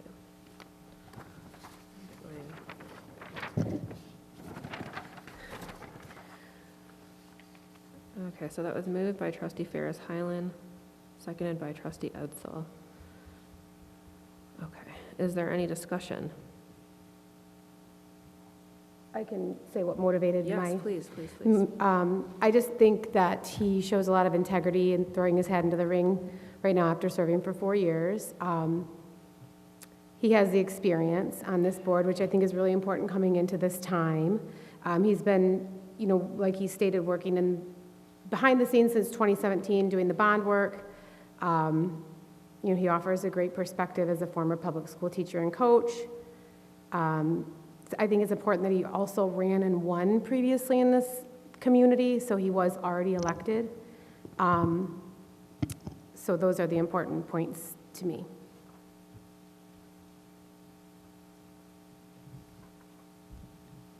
I sat when we received the letters on Friday, I was definitely impressed. This is I'm in my 9th year of service on the school board, only the second time that we've had to fill a vacancy that I've been on the board. And definitely an impressive, number of candidates there. And I thought about, I think, 2 or 3 things as I went through the candidate packets. One is, would the community support this individual? Because in a sense, we're being effectively asked to do what normally is done by the community. And the second was, do they have a good understanding of the work? Because as has been made apparent in comment over the last couple of months, there is some confusion as far as what is the board's role, what is the superintendent's role, and understanding what that role is, to me, is very important. And it can take up to a year to figure that out.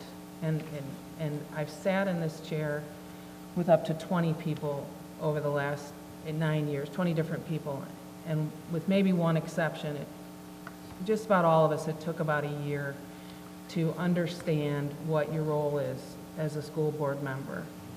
And then I looked at relatable work experience and so forth. I don't know how this vote will turn out. If it does turn out in favor of Mr. Martin, I hope some of the candidates who spoke tonight will run in 2 years. I think there's a great talent pool there. But what I know is right now, things are a little rocky, and if Chris is elected, I know that he can step in tomorrow and know what his role is. And that, I think, when I thought about probably my top 2 or 3 candidates, nudged him to the top of the pile.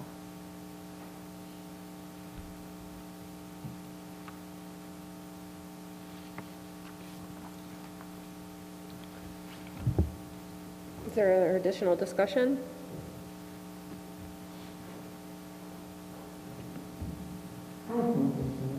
Sure. Trustee Fink? Correct. Yes.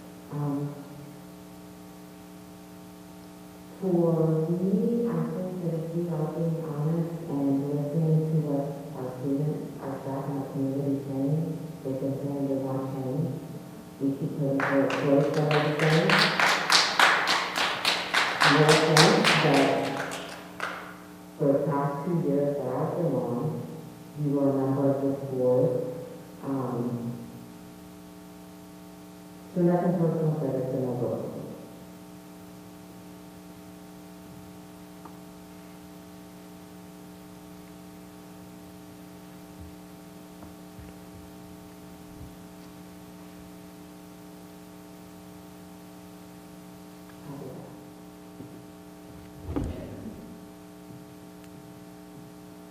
Yeah, I think my concern,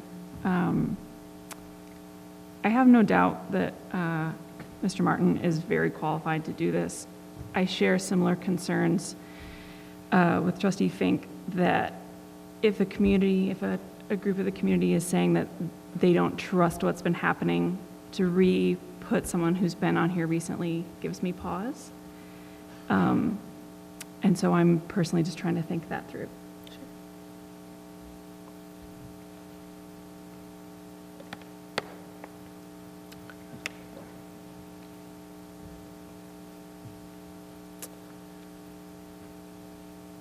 Yeah, I mean, I share some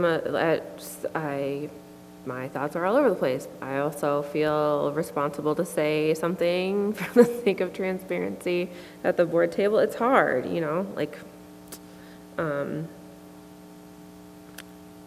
believe in transparency, which means I need to say things at the board table in this moment. So I've obviously been thinking a lot coming into this meeting. I spent time calling each candidate over the weekend and had some really great conversations. And the interviews this evening were very illuminating. And I'm always interested as a researcher myself in, gathering additional information. It's the researcher in me. But it's hard because there's only one position, right? And I want to choose, there's several people who could very easily fill this role. The motion on the table is for candidate Martin. And there are a lot of issues on the table. I'm compelled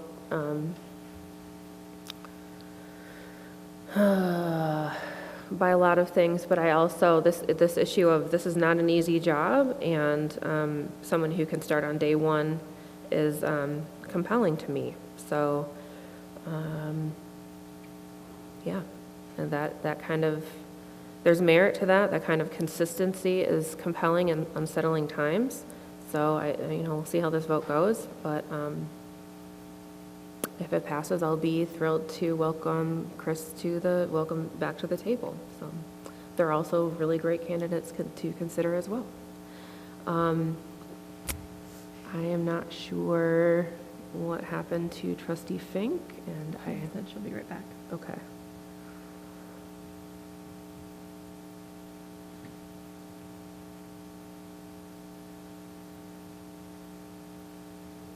I guess we'll wait for trustee Fink. I don't feel comfortable moving forward with the vote without her, so I don't see an option. There she is, great.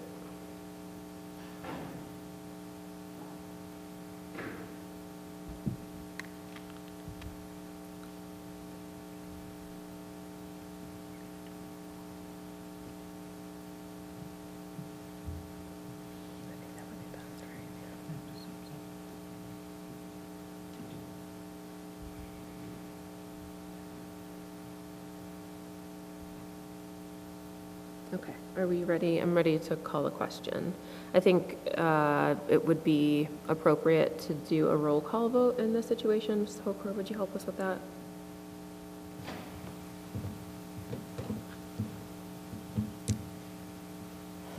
Dr. Chambers? Yes. Ms. Comier? No. Dr. Edsel? Yes. Ms. Ferris Highland? Yes. Ms. Fink? No. Dr. Lyons? Yes.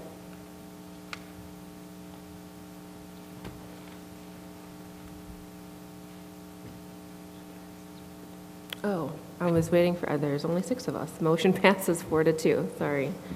Mr. Martin, welcome back to the board. I think we should welcome you. Ms. Hocourt and I will be in contact with you regarding next steps. To the rest of the candidates, you have my sincere thanks. I truly appreciate your willingness to be considered for this important leadership role. I agree with my colleagues who encouraged everyone to consider running for election in the next cycle. And we will move on to action items.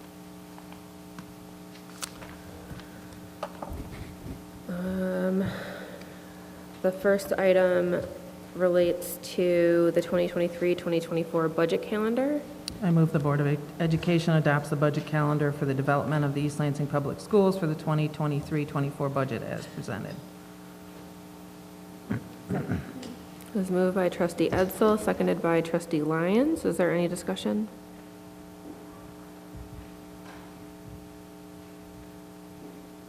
Okay, then we will move to a vote. All in favor of the 2023-2024 budget calendar as presented, please indicate by saying aye.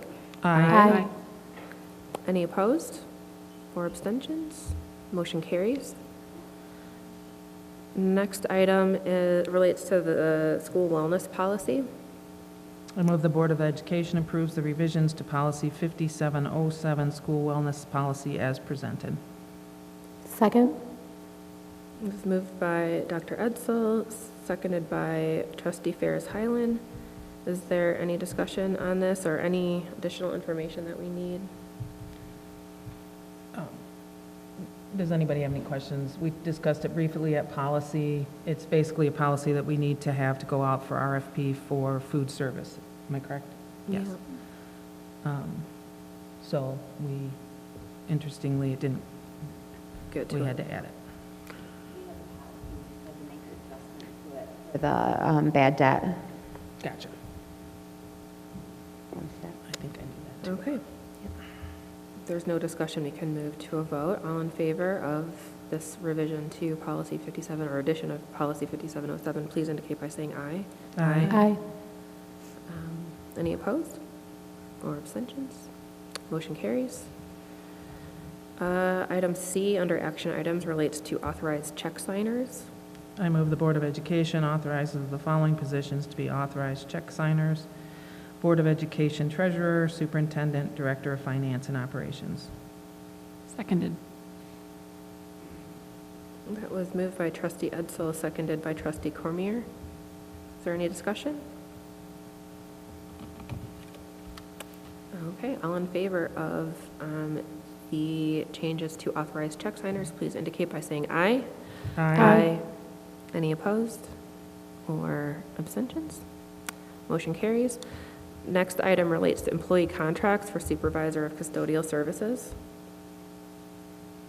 I move the Board of Education approves the employment contract for Vince Watson, Supervisor of Custodial Services, as presented. Second.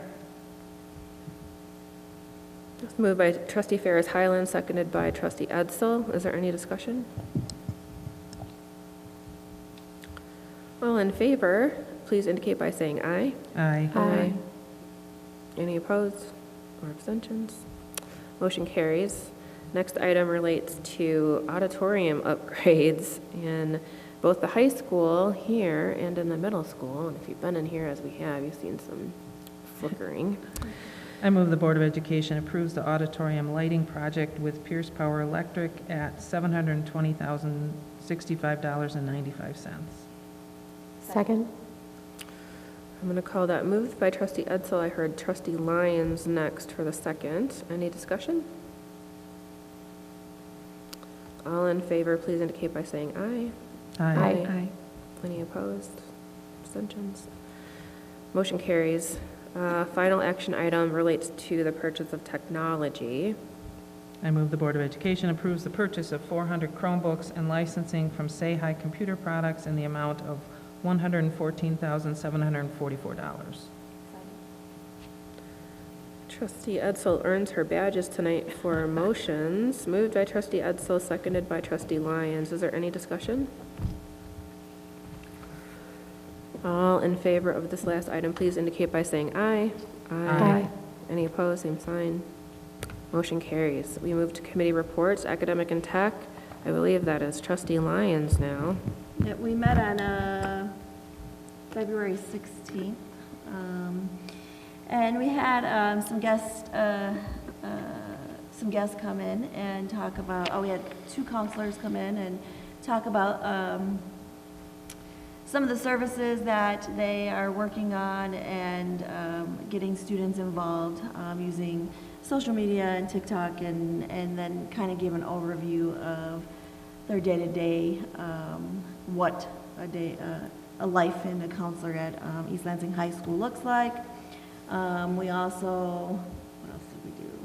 I don't have my notes up. We had conversation about scheduling, and more to come with that, a conversation with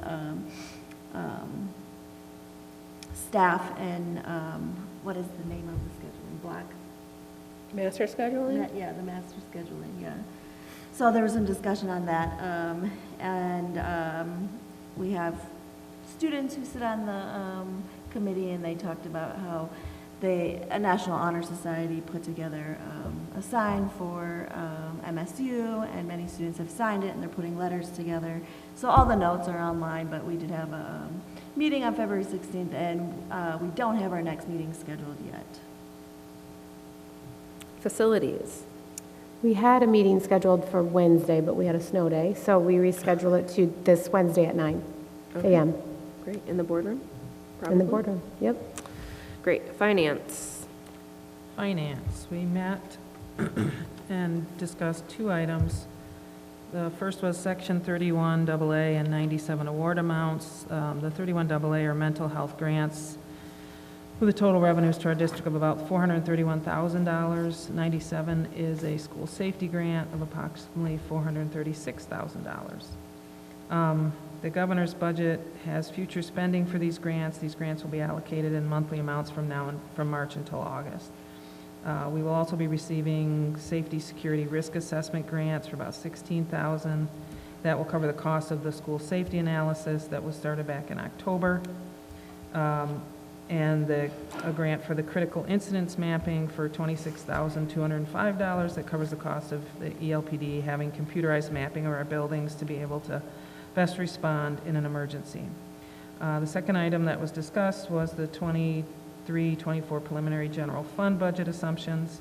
The governor's budget calls for $450 to $8 increase. Now, this is just the governor's budget increase in per pupil funding, which comes out to about $1.674 million.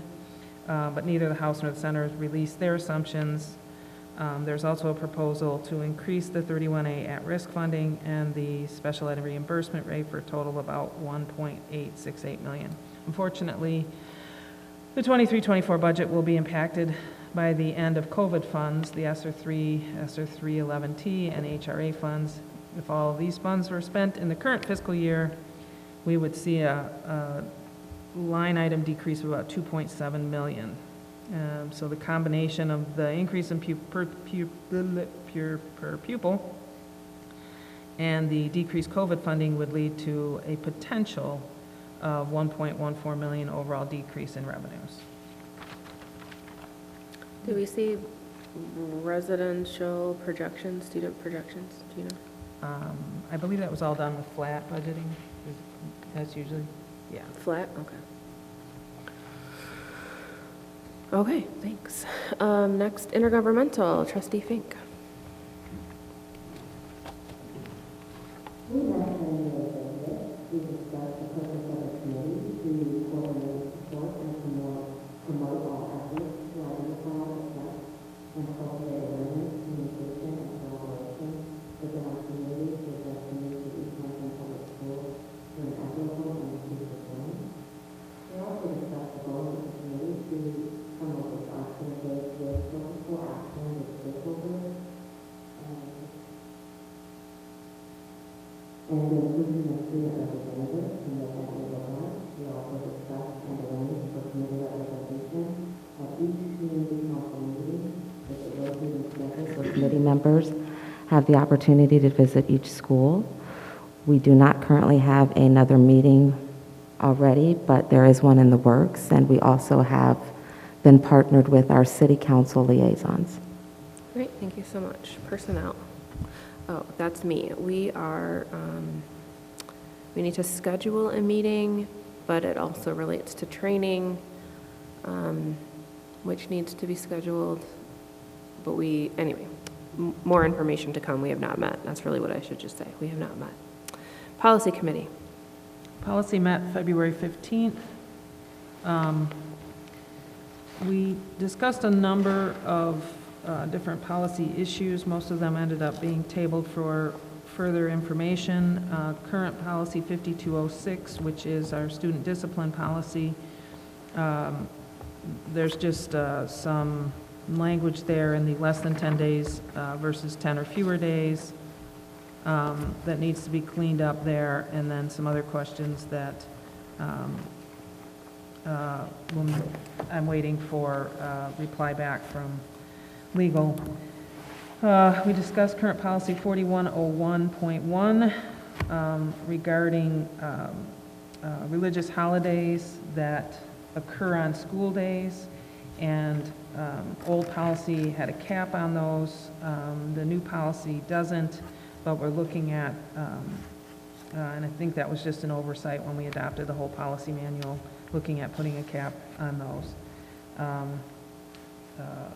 Waiting back from Troon on therapy dog policy that covers the fact that the dogs in our buildings are owned by the district. And discussion of the equity policy was tabled to the next meeting.